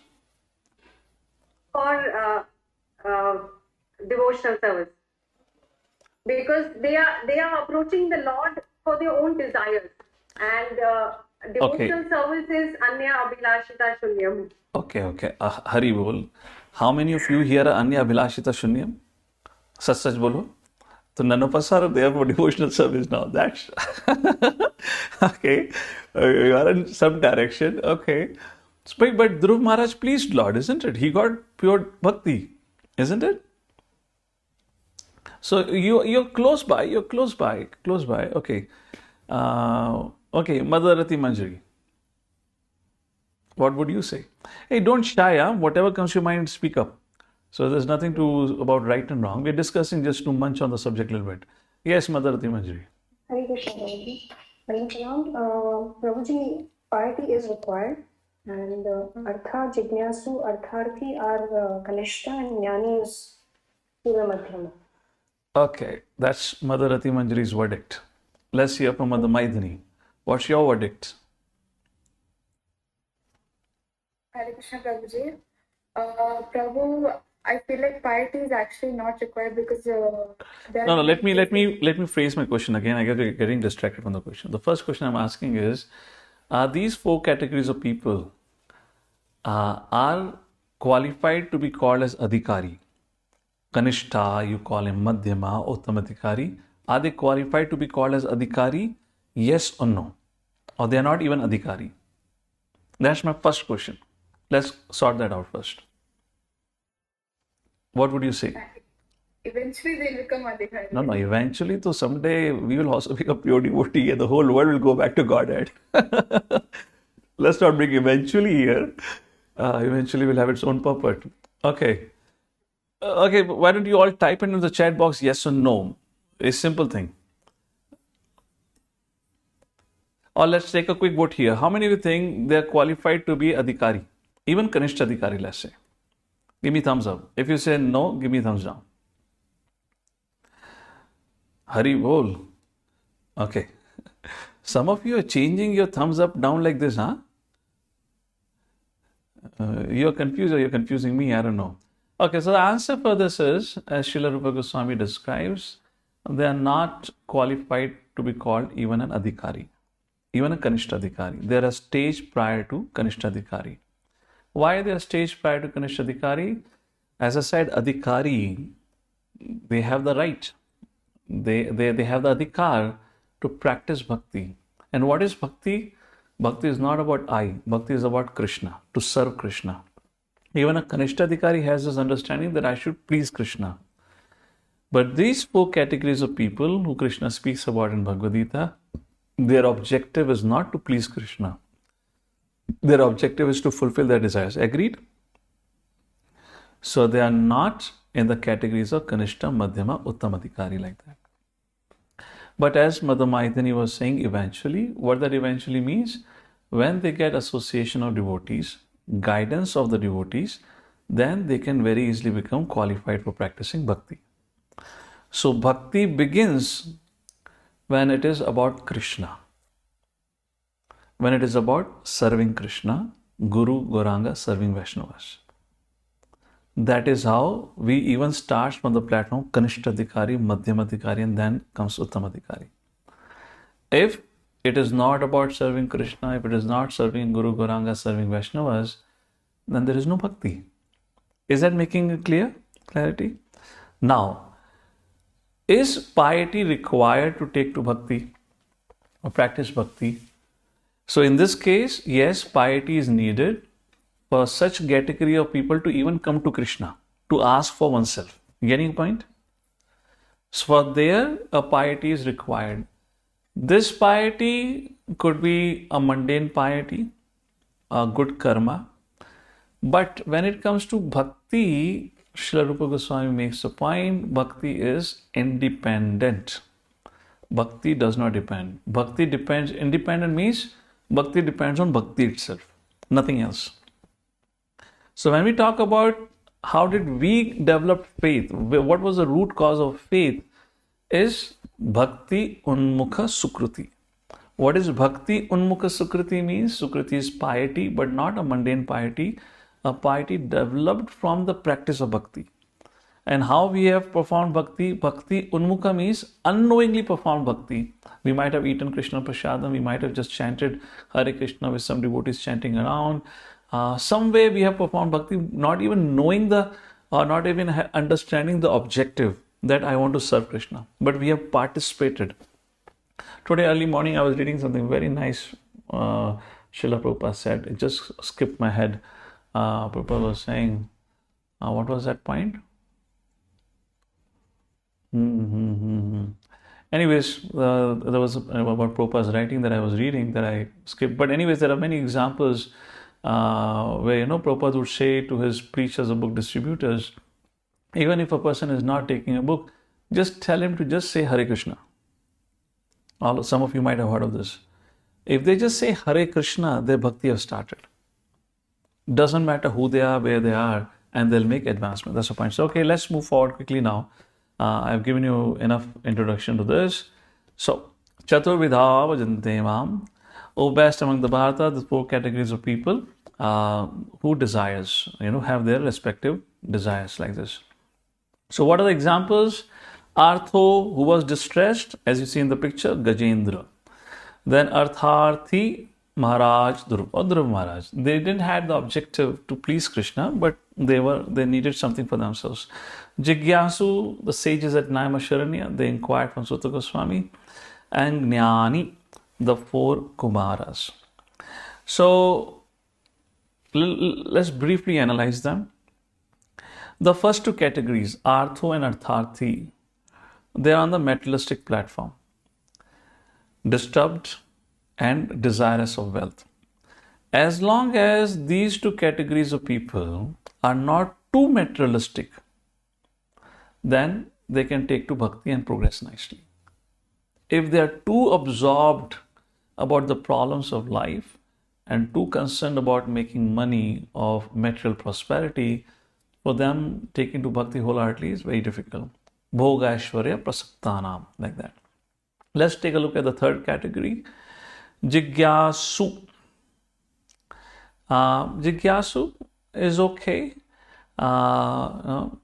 as long as this person is not too detached. The one who's inquisitive about spiritual subject matter.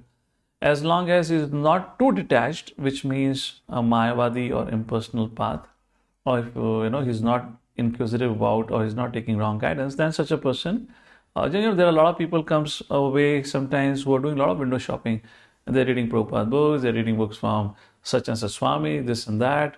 So that's the point here. If they're misdirected, misguided, then they will not take to bhakti. And then Jnani.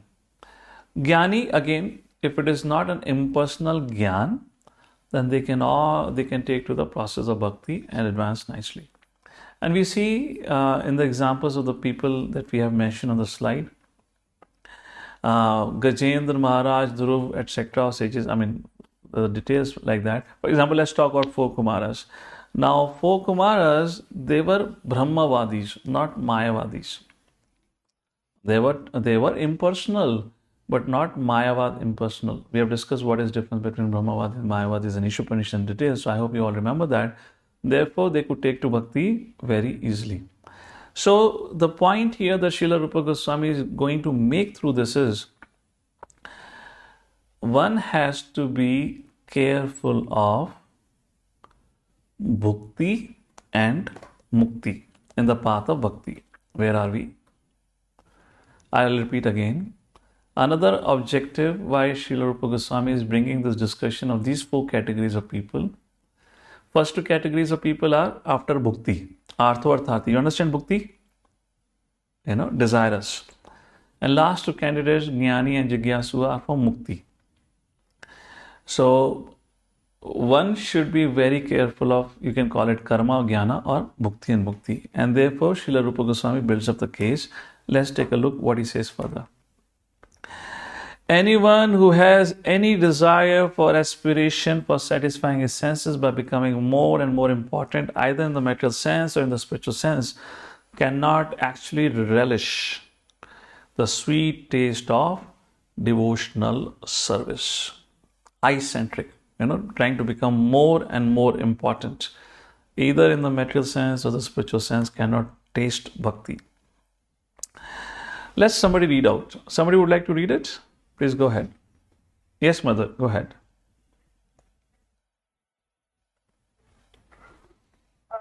Without being, not to see the slide. Oh, okay. Without being elevated to the position of a man or wise man, and cannot speak to the principle of worshipping the Supreme Personality of Godhead. It can be concluded that a person who is free from the bodily concept of life is an eligible candidate for pure devotional service. Okay. And then Srila Rupa Goswami quotes the following verse. Bhukti mukti sprahayavat pishachi hridi vartate tavad bhakti sukhasyatra katham abhyudayo bhavet. Please read the translation. Yes. Material desire. Continue. The material desire to enjoy the material world and the desire to become liberated from material bondage are considered to be two wishes, and they want one like both. As long as these wishes remain within the heart, how can one feel transcendently blessed? As long as these two wishes remain in the heart, there is no possibility of enjoying the transcendental bliss of devotion. So he calls them, Pishashi is like being possessed by a ghost. Just like somebody is possessed by a ghost cannot act freely. Yes or no? He is forced to act according to what the ghost dictates. Similarly, when one is perturbed by the desires for mukti and bhukti, one is forced to act that way. Cannot really relish and cannot really perform devotional service sincerely in the right attitude or right frame of mind. That's the point being made here.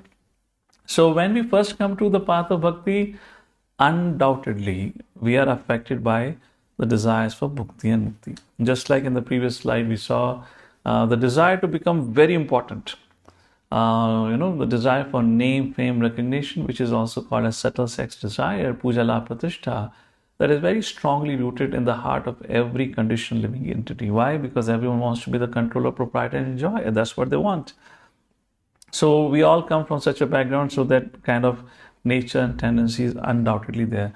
But when we take the association of devotees seriously and sincerely, particularly of those who are advanced, then we gradually become freed from these desires of bhukti and mukti. And that is the time we can understand we are making an advancement to the degree we are freed from the desire for sense gratification. Mukti means liberation. What is that mukti? We'll speak about in a short while, like that. But if a person is not able to become free from these things and does not develop the mood of service, I repeat again, does not develop the mood of service, then they will not develop the higher taste of Krishna consciousness. They might even leave Krishna consciousness after a while. And, okay, let me ask this question. It could be a little blunt, but let me try asking all of you.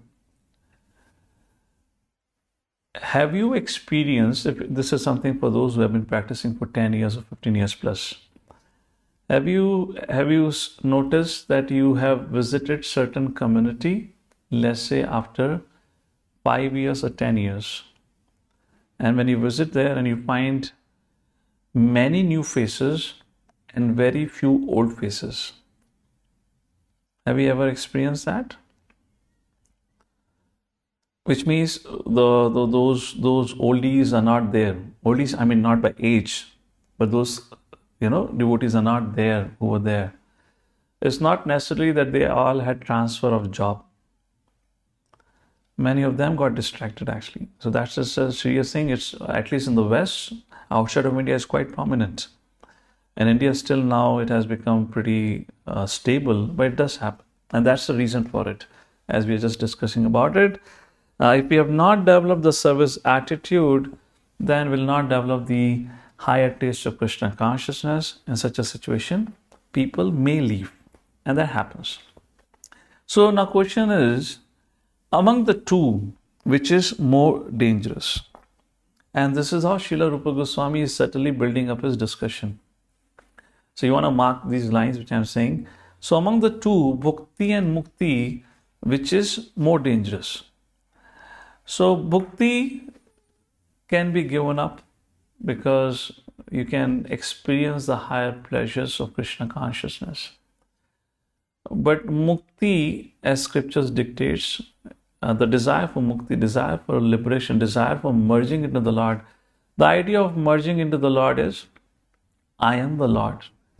Why it is being derided so much in Vaishnava culture and writing, when somebody says, I want to merge in the Lord, means I want to become one with the Lord, which means I am the Lord. Again, going back to the same problem from where we started, I am the supreme controller, proprietor, and owner. It goes back to the same thing. So the desires for bhakti can be given up. And if you look back in all our lives, to a lot of degree that has happened. Externally, a lot of things we have changed. But the desire for mukti, merging with the Lord, or again same puja la pratishtha, that takes a lot of time and a lot of effort. So therefore, Srila Rupa Goswami says, how devotional service surpasses even the desires for liberation. So therefore, Srila Rupa Goswami, now if you look at the next chapter, chapter 4, the title is Devotional Service Surpasses All Liberation, where he will give more than 30 plus evidences from scripture saying that one who takes to bhakti, he does not even look at mukti. Why? Because one who takes to bhakti, mukti comes on its own, doesn't have to make an endeavor. For a devotee, he even does not have a desire for liberation, which is considered to the highest, in other words, an experience of joy one can have in the material world. Brahma bhuta prasanna atma na sochti na kankshati. That's the platform which is discussed about. You're freed from all kind of material anxieties, problems. There's no worry now. You are in a state of peace, as it is said on the Brahman realization platform. So a person does not even care for that. He begins to find such a higher taste in Krishna consciousness that he even gives up that. And to prove that, Srila Rupa Goswami gives numerous quotations. So let's go back a slide deck a little bit. I have given you a little bit of flow, how the flow of discussion happening. If you have missed it out, I'll recap it in a short while. Let's take a look what Srila Rupa Goswami says. Somebody would like to read from the slide what we have up here? Mother Varsha, go ahead, please. Srila Rupa Goswami has therefore compared processing his bhakti material and mukti liberation desires with being influenced by the bad heart of which, in both cases, one is in trouble. Nectar of Devotion 32. So as I said, among the two, mukti is more difficult to give up. The desire for mukti is more difficult to give up. And therefore, Srila Rupa Goswami will quote a number of verses to prove the point that bhakti is beyond, bhakti is far above mukti. Now, there are three perspectives on this to understand the subject of why mukti, the desire for mukti is not good and is difficult. One perspective is of karmi and jnani. Jnani refers to here Mayavadis. Karmi refers to sense gratifiers. It is easy for a karmi to take to Krishna consciousness. For a jnani who has a Mayavadi conception, is very difficult to take to spiritual life or Krishna consciousness. One perspective is that. Second perspective is those who have this Mayavadi or those who have this tendencies for mukti, they tend to be very detached and renounced. Therefore, it is mentioned right in the beginning when you will read the chapter, being too detached is also not favorable. Because when a person becomes too detached, for example, simple example to help you understand the connection here, one of Srila Bhakti Siddhanta Saraswati Thakur's disciple came to him and said, I would like to take sannyas. Bhakti Siddhanta said, what makes you think you are qualified for sannyas? He said, my wife recently died. I did not shed even a single tear. I am so detached. Bhakti Siddhanta said, perfect. You should go and get married again. Now that's surprising, isn't it? He's saying, I am so detached. I did not cry even once. So superficially we may think, oh, he has become so surrendered to the Lord, he is so dedicated to Bhakti and Guru and Gauranga, so that's the reason he is unaffected. No. Why so detachment to such an extent is considered unfavorable? Because it makes one person hard-hearted. It makes a person proud that I can control myself, I can control my senses, I'm so rigid and so forth. Simultaneously, there is a lot of chances for such a person to develop aversions to the variegatedness. Variegatedness means spiritual world is all about variegatedness. They may develop an aversion for it because they have developed a taste for just only renunciation and vairagya. Are you making a point? Is it making some sense? Should I repeat again? To summarize, what it means, if somebody becomes too detached, there's a potential of him becoming too proud. There's always a chance of becoming hard-hearted. And third, may develop a dislike for variegatedness. That's the nature of, when person becomes too detached. That's what Acharya has explained on that. Fine, let's go over to the slide deck here. So, therefore, Srila Rupa Goswami, when you take a look at the end of your chapter 3, he, in the last 2 pages, actually focuses on this only, how devotional services surpasses liberation. We are coming to the conclusion of chapter 3 here. I'm just looking at if I have to make any more point here. Okay, so at this point of time, I'll go and do a recap and then we'll talk about what the chapter 4 talks about it. But before that, let's do a quick polling. What 3 very important subject matter we discussed, and let's see how much well you have understood, okay? So the question is, to begin, VSB means Vaidhi Sadhana Bhakti. To begin Vaidhi Sadhana Bhakti, what is required? And there are 4 options: mercy of devotees, maturing of our knowledge and faith in scriptures, liberation from bodily concept, and self-endeavor. So the 96% devotee says mercy of devotee. That's the correct answer. That was the first point of discussion. Okay, so that's the result which all of you can see. In fact, 97%. Hey, only 30 devotees answered. Okay. Where is the next poll? Okay, next poll. I'll go ahead with it. Launch. I request all of you to please answer this. What is essential for advancement in Vaidhi Sadhana Bhakti? What is essential? Self-endeavor, khud ka prayatna, maturing of knowledge and faith in scriptures, liberation from bodily concept and abandoning of all desires, especially bhakti and mukti, are the 4th, mercy of Vaishnavas.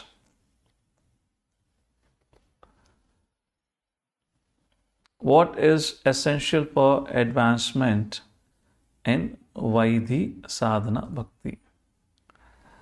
I'll be closing the poll now. I hope I see 70, 80. Okay, quick, it's happening. All right. Okay, so I'm closing the poll now. So let's take a look at the results. So we have almost 74% agreeing, maturing of our knowledge and faith. So that's the correct answer. What is required to make advancement in Vaidhi Sadhana Bhakti is our faith and our knowledge of scriptures. Okay, let's take a look at the third question. What is required for practicing pure devotional service? Is the third question. What is required for practicing pure devotional service? Strong faith, strong knowledge, self-endeavor, Vaishnava Kripa, or freedom from the desire of bhakti and mukti. I'm preparing you for your final exam by taking a surprise test right away. Okay. All right, so let's pause. Most of the devotees have answered it now, and let's take a look at the result. And the correct answer, share results, yeah. And the correct answer is to practice pure devotional service. What is the requirement? Freedom from the desire of bhakti and mukti. Is that making sense? So I'll give a quick recap now, and then we'll open a forum for some question answers. And I'll also give you a homework for all of you for this week. So in today's discussion, these are the three main things which we discussed. Primarily, we began our discussion on how do we make advancement on by the sadhana bhakti marg. Let me just close the window. And for that, Srila Rupa Goswami says strong faith and knowledge. And according to the faith and the knowledge in scriptures, the three categories, Kanishta Adhikari, Madhyamadhikari, Uttamadhikari. And then we discuss the characteristics of each one of them. Then Adhikari, what is the word Adhikari means? Adhikari means he has the privilege, he has the right to practice pure devotional service. And the question can be raised, then what about those four categories of people that were discussed in the 7th chapter, verse number 16 of Bhagavad Gita, to whom Krishna calls pious? They're pious living entities, but they're distressed, they're desirous of wealth, they're inquisitive, and they're jnani. They come to take shelter of the Lord. So are they also Adhikari? If they are Adhikari, then does it mean that bhakti is dependent on your piety? Because at least to start bhakti, some shraddha is needed. So which means our bhakti shraddha is dependent on our material piety? No, not at all. The point is those four categories of people are not into the category of bhaktas itself. They all became bhaktas because they all got association of the Lord or the devotees directly. Right? That's how they became bhaktas. Otherwise, just like Dhruva Maharaj became a bhakta because he got association of Narad Muni. Like that. So they are not adhikari. Second thing, bhakti is all independent. Bhakti does not depend on your pious karma. But the shraddha, to begin bhakti, that comes from piety. But which piety it is? Please mark it. It depends on piety. But which piety? That is called as bhakti unmukha sukriti, which means of some past devotional service performed by us, which results in shraddha. And because of which we develop some attraction, some taste, because of which we take to Krishna consciousness. That was the second part of discussion. And then we discussed these four categories of people, Artho, Arthati, Jigyasu, Jnani, in the aspect of Karmi and Jnani. The first two categories of people were Karmis. They were desirous. And the last two categories of people were Jnani. So then Srila Rupa Goswami says, to perform pure devotional service, that is the third point. To perform pure devotional service, one has to be freed from both karmi tendencies and jnani tendencies. Karmi tendency means bhukti and jnani tendency is mukti. Then Srila Rupa Goswami says, between these two, first of all he said, bhukti mukti is like pishash, is like possessed by ghost. One who is desirous for wealth, one is desirous for sense gratification, one is chasing after liberation, he can never ever make advancement in Krishna consciousness because he could never have a higher taste. He could never have a higher taste, and therefore the person would leave Krishna consciousness after a while. And there we made a point that somebody is trying to become highly important, either in the material sphere or either in the spiritual sphere. He wants to, portray himself as a very important, way like that. That's Mayavadi tendency. We are again bringing forth our puja la pratishtha desires, which is against to the pure devotion service principles. So then the next point was, what is more difficult between bhukti and mukti? Srila Rupa Goswami says, bhukti, desires for sense gratification, you can give it up because you will develop higher taste, or you will experience the higher taste through practice of Krishna consciousness. But when it comes to mukti, that becomes a little difficult. So how do we give up mukti? We have to understand when who is doing bhakti, mukti automatically follows behind. And to prove that how bhakti is superior to mukti, Srila Rupa Goswami gives more than 35 quotations from all the scriptures you want to name it. And therefore the next chapter, chapter 4, is completely dedicated only for this concept, How Bhakti Surpasses Mukti. And that chapter entirely is a homework for all of you. But yet, we'll do that. There's nothing for me to get into a technical discussion. This was a technical discussion, so I took my time for it. What we'll do for that, I will take some important verses, because as a part of Bhakti Shastri is also a good practice to learn how to memorize and how to recite shlokas. We'll take some around 8-10 shlokas and we'll recite it together and read out the meaning. And then we'll go to the 5th unit. Because after 5th unit, there's going to be a 5th unit also talks about how Bhakti is independent. Bhakti does not depend on your janma. Bhakti does not depend on varnashram dharma. So how Bhakti is independent is the discussion of 5th. And then comes until now we are discussing technicalities of Bhakti, if you notice, And then comes a very practical discussion from the chapter 6, where 64 items of Bhakti are mentioned.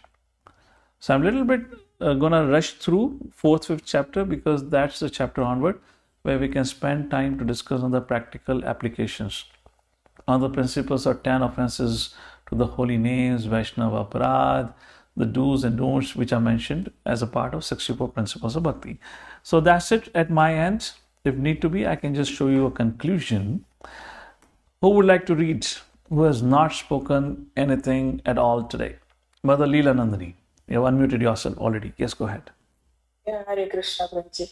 Conclusion: the only qualification to begin devotional service is the mercy of a devotee who emphasizes one with attractions to the Supreme Lord.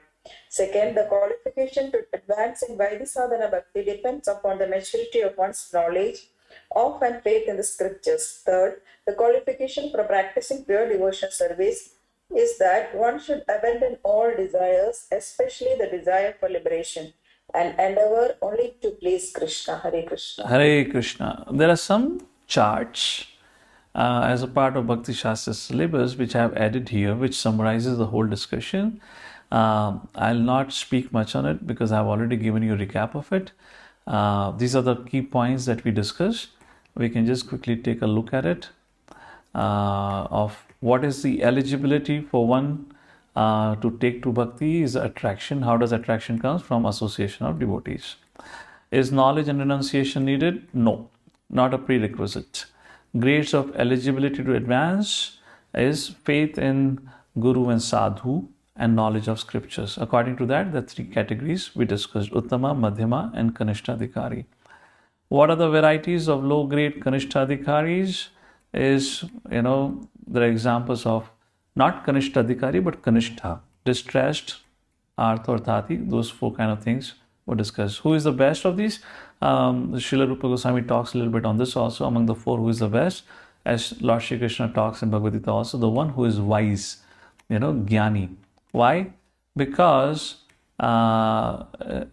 his approach to Krishna is not based on karma. He is not designing for something for himself. And second, which means service is less motivated, at least he has some knowledge of scriptures. Therefore, he is preferred over among all the 4 categories. What are the impediments to advancement in Vaidhi Sadhana Bhakti? Mukti and Bhukti are the impediments. And then there are examples of how devotees reject Bhukti and Mukti given in the end of the 3rd chapter. So Rupa Goswami compares it to ghosts and witches, Bilvamanga Thakur, these are other references given at the 3rd chapter. So what is needed to begin Vaidhi Sadhana Bhakti? Vaishnav Kripa. Advancement in Vaidhi Sadhana Bhakti? Faith, strong faith in Guru, Sadhu, Shastra and Lord, and of course a knowledge of scriptures. And to practice pure devotional service, freedom from Bhukti and Mukti. With that, we conclude here for today. Somebody please read out this quotation. This is from chapter 3, 12th paragraph. Rishikesh Pankajpu, go ahead.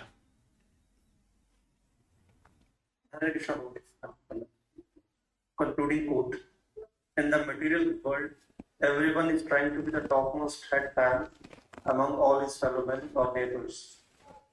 Either communally, socially, or nationally, everyone is competing to be greater than all others in the material concept of life. This greatness can be extended to the unlimited so that one actually wants to become one with the greatest of all, the Supreme Lord. This is also a material concept, although may be a little more advanced. However, the perfect spiritual concept of life is complete knowledge of one's constitutional position, in which one knows enough to dovetail himself in the transcendental loving service of the Lord. One must know that he is finite and that the Lord is infinite. Hare Krishna. With that, we pause here for today in case if anyone has any questions for discussion. Before we open the forum for any discussion, a few suggestions.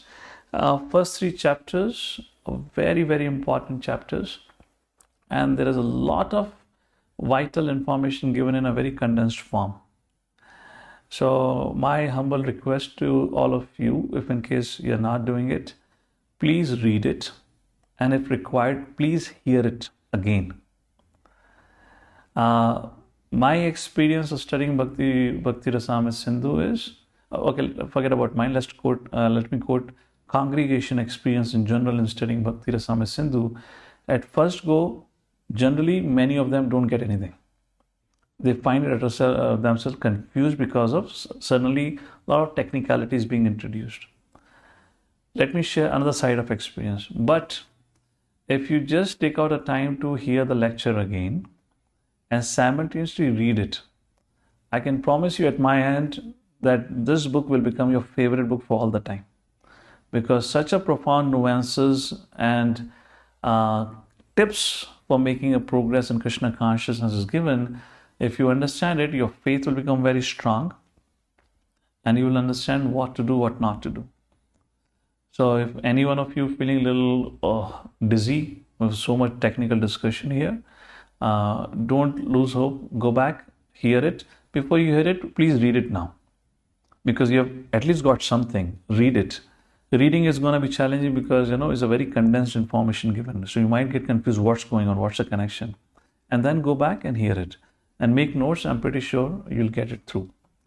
Hare Krishna. So that's it, my end. And please read chapter 4 entirely. We have not read anything from chapter 3. I just gave you the whole concept here. Now you can go back and read chapter 3 and chapter 4. Okay? And next week when we meet, I'll just give you some quotation from chapter 4. We'll recite shlokas and give you meaning of it. And then we'll go to chapter 5. If possible, I might even do chapter 6. Talking 64 principles. And chapter 7 onwards, we'll spend time in details. Hare Krishna. Yes. Rishikesh Pankaj.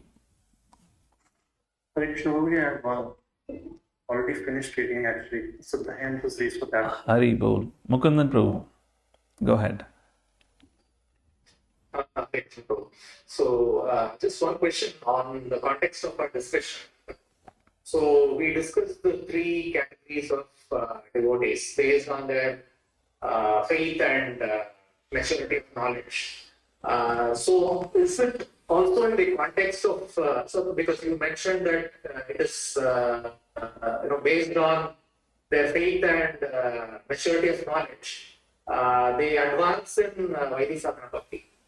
But the characteristics of Madhyamadhikari, it seems like they are in more advanced stage of bhakti than sadhana bhakti. Good question. So I'm correct. confused there. I'll paraphrase what Mukundan Prabhu is asking. Madhyamadhikari seems to be far much more advanced through Vaidhi Sadhana Bhakta. Isn't it? So there's a little confusion here. Vaidhi Sadhana Bhakti takes us to the advanced stages of Krishna consciousness. I'll repeat again. Vaidhi Sadhana Bhakti takes us to the advanced stages of Bhakti. From Vaidhi Sadhana Bhakti is where you come to Raganuga stage of Bhakti. You will not end up becoming Raganuga just by itself. Therefore, our Acharyas have given us a Vaidhi Sadhana, rules and regulations. What is the difference between Sahajyas and us? Sahajyas are chanting, Sahajyas are worshipping the deities. What is the difference? Anyone, Mukundan Prabhu, if you know, you would like to answer. If anyone else know, why Srila Bhaktivinoda Thakur categorized almost 13 to 14 up-sampradayas, who he called as Sahajyas? Because they don't take the, while they practice, they take it very lightly, and they basically don't. I don't know how to put it, but So they don't follow the they don't rules. take it seriously. Basically, they don't attribute the seriousness it deserves. No, not like that. They could be far much more serious than us also. What is the point is they do not follow the rules and regulations. They think themselves immaturely advanced. And they think the rules and regulations does not bound us because we are way advanced. That's the point here. At Raganuga or at advanced stages, there is nobody, okay, let's not put nobody. At advanced stages, for example, Sri Chaitanya Mahaprabhu asked, of course, this is about the Supreme Personality of Godhead, but I'm making an example here. Sri Chaitanya Mahaprabhu sent Nityananda Prabhu back. Go back to Navadip. Go back to Bengal. And he said, Nityananda Prabhu is a Avadhut. And surprisingly, he asked Avadhut to get married. He got married later on, got married with 2 daughters, Chandrasekhar or somebody. And he said to whole Vaishnava community that Nityananda Prabhu, even if he is found in a brothel, which means prostitute house, if he is found in a place where the wine is served or where the non-vegetarian food is served, no one should ever doubt him. Why? Because he is a very, very advanced devotee. He is only going to that place to deliver them, not to get delivered. Getting a point? Now, if that example is imitated today, I am a very advanced devotee. I can go and associate with such a low-class karmi, and I will not get affected, and I'll be able to deliver them. That is one aspect of Sahajism. They take it very lightly, as you said, lightly, cheaply. They consider their bhakti to be very advanced that way. They sentimentalism, many things come to it. So therefore, to discriminate them and to let bhakti progress, what you call as more holistically, naturally, therefore this Vaidhi marg is introduced, where you practice with rules and regulations. Let your heart get purified. And then natural attraction for the Lord will happen. It's just like cleaning the mirror. When the mirror is clean, then you can see yourself clearly, na? But before the mirror is clean and then you begin claiming that I can see myself, that's what happened with Sahajas. And that's where, when Bhaktivinoda Thakur was there, at the time of Bhaktivinoda Thakur, Vaishnavism had a very negative connotation. The learned people in the society saw Vaishnavism as a very degraded culture. That all because of Sahajas. Most of you probably will not be even aware of the history prior to Bhaktivinoda Thakur. At that point of time, Vaishnavism was seen in a very, very negative perspective. No learned man, no cultured man or a woman would like to associate themselves with the Vaishnavism because of the Sahajas, how they degenerated it in that way. Alright, so Vaidhi Sadhana Bhakti is essential. Now, with all that said, I kind of forgot what was your question, only. Did I answer your question, by the way? Prabhu, some part of it. So my question was like, Uttamadhikari. Oh, yeah, I got your question. Yeah, I got your question now. So your question was, Uttamadhikari seems to be very advanced to Vaidhi Sadhana Bhakti. The point is, through the process of Vaidhi Sadhana Bhakti, you become advanced. That was the point. That's the reason I told you all this example. Through this is the process for you to come to there. Okay? All right. Anshul Prabhu, go ahead. Hare Krishna, Prabhuji.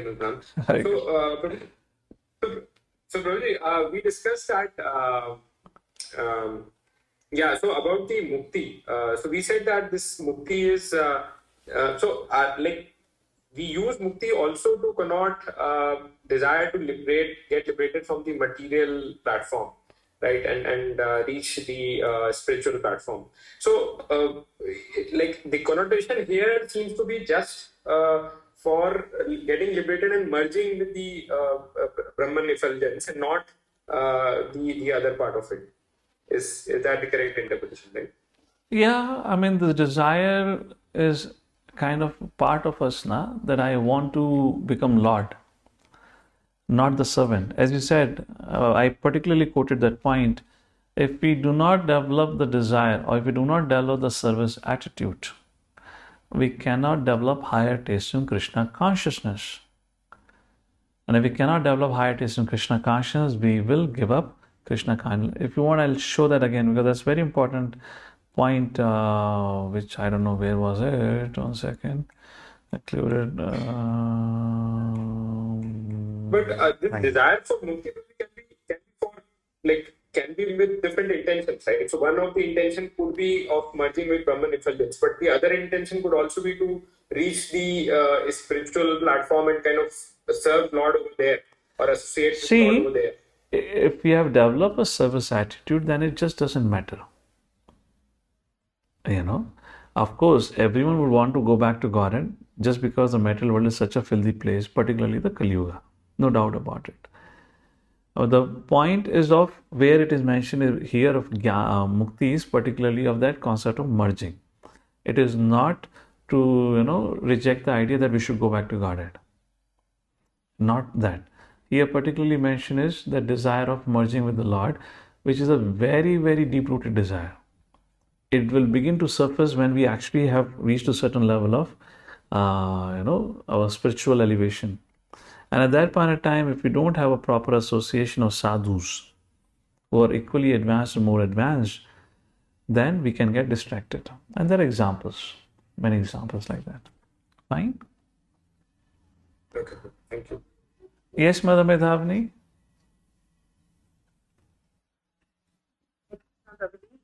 Devotee, I don't know, it's a basic question. I mean, if I would like to take it offline, you may do that. Actually, I put it on chat. I'm not sure if you read it.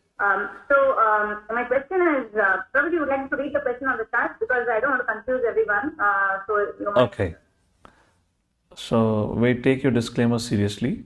Let me read it.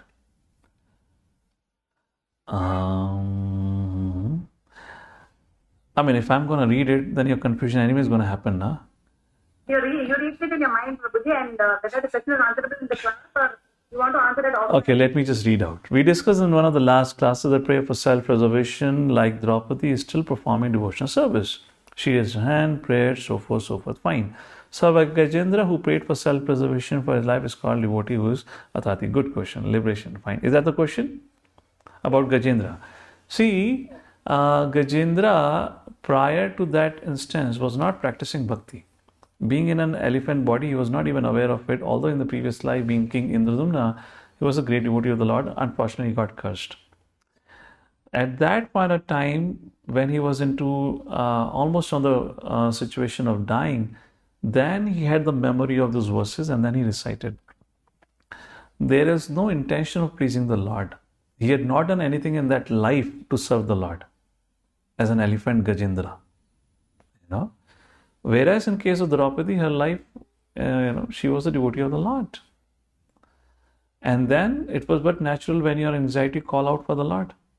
From the larger perspective, if you see the previous lifetime, then you can say that's okay, natural. But from that lifetime, it is said artharthi to make a point. Okay? Hare Krishna. So I guess that's it for today. Oh, Rati Manjari, Mother Rati Manjari, go ahead.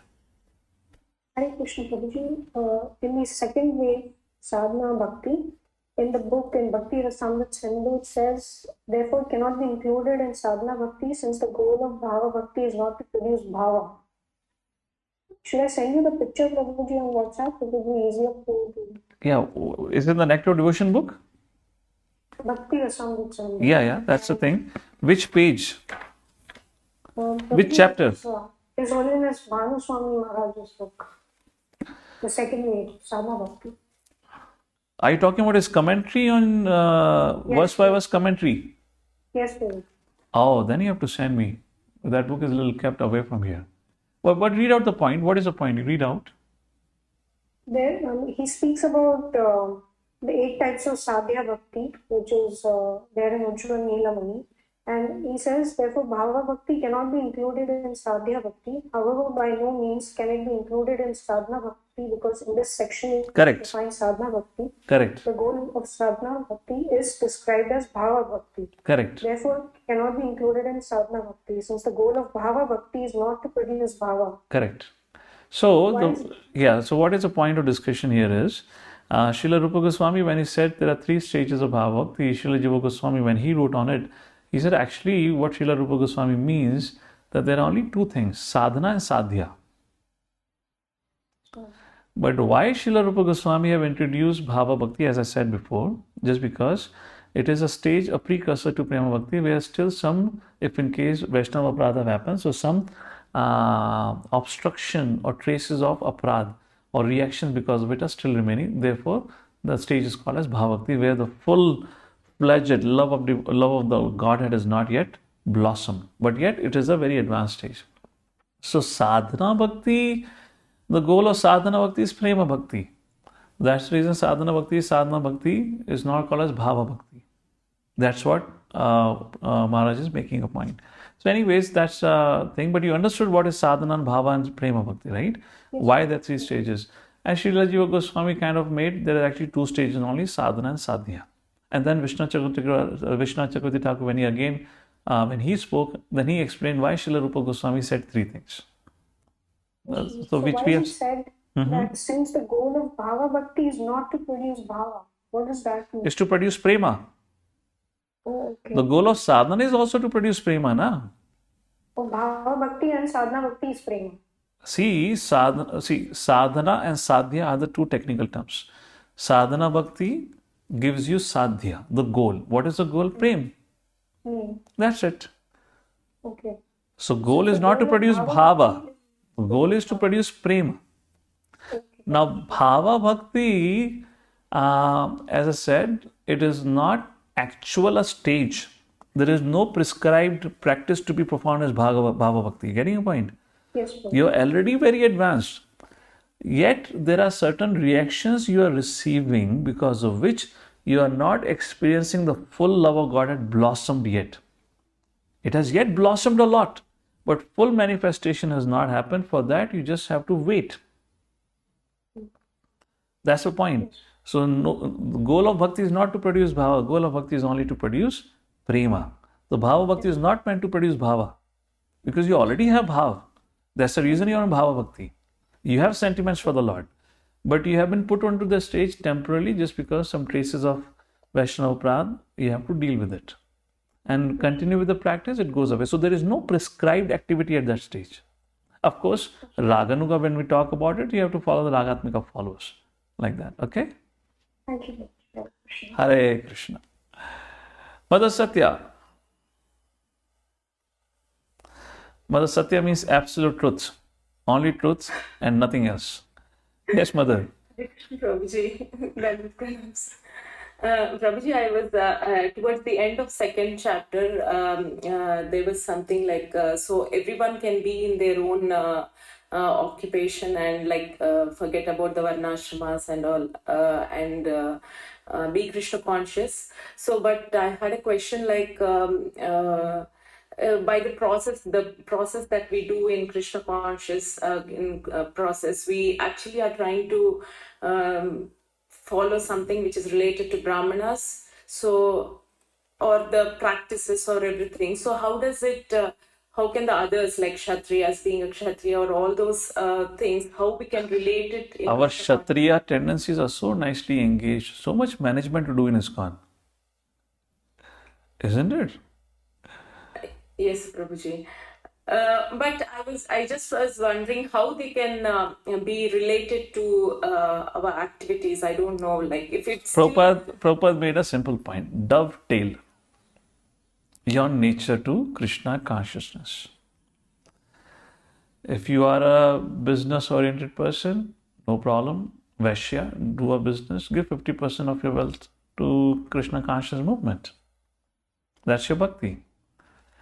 Shudra, which is today seen in a very derogatory way, but it's not exactly that way. Shudra means, of course, Shudra, one aspect of Shudra is by nature means they cannot be given freedom because they'll misuse the freedom. But if you look at the nature, the technicality of the word Shudra means who is very happy following. In one way, that is a great sign for a progress in Krishna consciousness. Our greatest challenge is our independence. We want to do things independently. We don't want to follow anyone. So in one way, to follow is a great quality. And we all are trained in that. Follow Guru Sadhu Shastra, like that. So the other aspect of Shudra, which is generally discussed about, is not the nature, but the behavior, where they can misuse their freedom. That is anyways covered with our culture and practice. And Brahminical nature is, Prabhupada has given us a Brahminical culture. It's not that everyone would become a Brahmana. We have a particular nature and we cannot force anything superficially upon ourselves. So those who are temple president and administrators, that's the place where you get to exercise your Kshatriya nature. And Brahmana means patan. You read scriptures, you teach scriptures. There's nothing to do with hoarding of money, doing with money. For example, let's say money, woman, nothing. Got nothing to do with that. Brahminical culture. But we deal with everything. So there is a Brahminical culture guiding our nature. And we are dovetailing whatever Kshatriya, Vaishya, Shudra and Brahminical traits we have. Like that. So Prabhupada has given a Brahminical culture as a guiding principle for us. Not that every one of us will become Brahmana, or ISKCON is forcing you to become Brahmana. ISKCON is there to make us become Krishna conscious. But the culture which is given is a Brahminical culture. So let's say rising up early in the morning, chanting, taking bath. Even Kshatriyas would do. Yes, Yudhishthira Maharaj would do that or not. So was he a Brahmana? Any king would do that. He was a Kshatriya. But governed by a Brahminical culture. So Prabhupada has given us a Brahminical culture where whatever nature we have to exercise that. And we are exercising. Now, devotees are business. We have a business shop, we have gift shop, we have guest house, whatever, not within the temple we have. So like that, all right? Thank you, Prabhuji. Yes, Mukundan Prabhu. Sorry, one more question. So can we say that Uttamadhikaris are in Prema Bhakti stage? What do you think? Sticks of Uttamadhikari, I think they should be. If even they are not, then who on this earth would be in Prema? Yes or no? Otherwise, we have to find the fourth Adhikari, Prema Adhikari. And they say their characteristics is they are in Prema with Lord. Of course, Uttamadhikari. All right? All right. So, Can I ask you? You can, is it going to be a simple question, complicated question? I mean, that's for you to decide. All right. So let's hear your question. Yes, Mother, go ahead. Okay. So, Prabhuji, you just mentioned now that everything can be dovetailed in the service of the Lord, except for envy, right?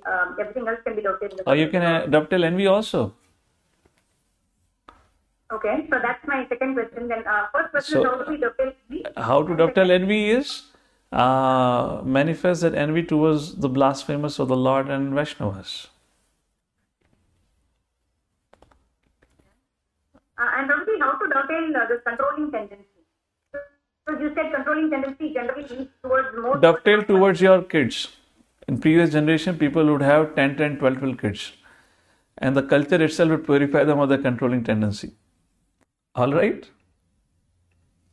Prabhuji, they are so poor kids, they already think controlled so much. So that's your forum Krishna has given you to express your controlling tendency. You can't go and do it towards other Vaishnavas or neighbors and all whatnot. Okay? No, I'm just asking how can we dovetail it? You're dovetailing, na?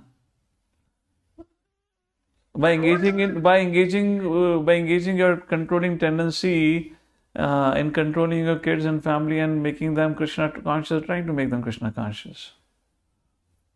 Or if you want to really dovetail your controlling tendency, control yourself. That's the thing. Time and again says mind control, sense control. Control your mind and senses. Look at yourself in the mirror and say, whom do I need to control today? I am the person who I need to control the most. My mind and mind foremost. All right? Hare Krishna. So, thank you all for joining it. Jagadguru Srila Prabhupada ki jai. Srimad Bhakti Rasamrita Sindhu ki jai.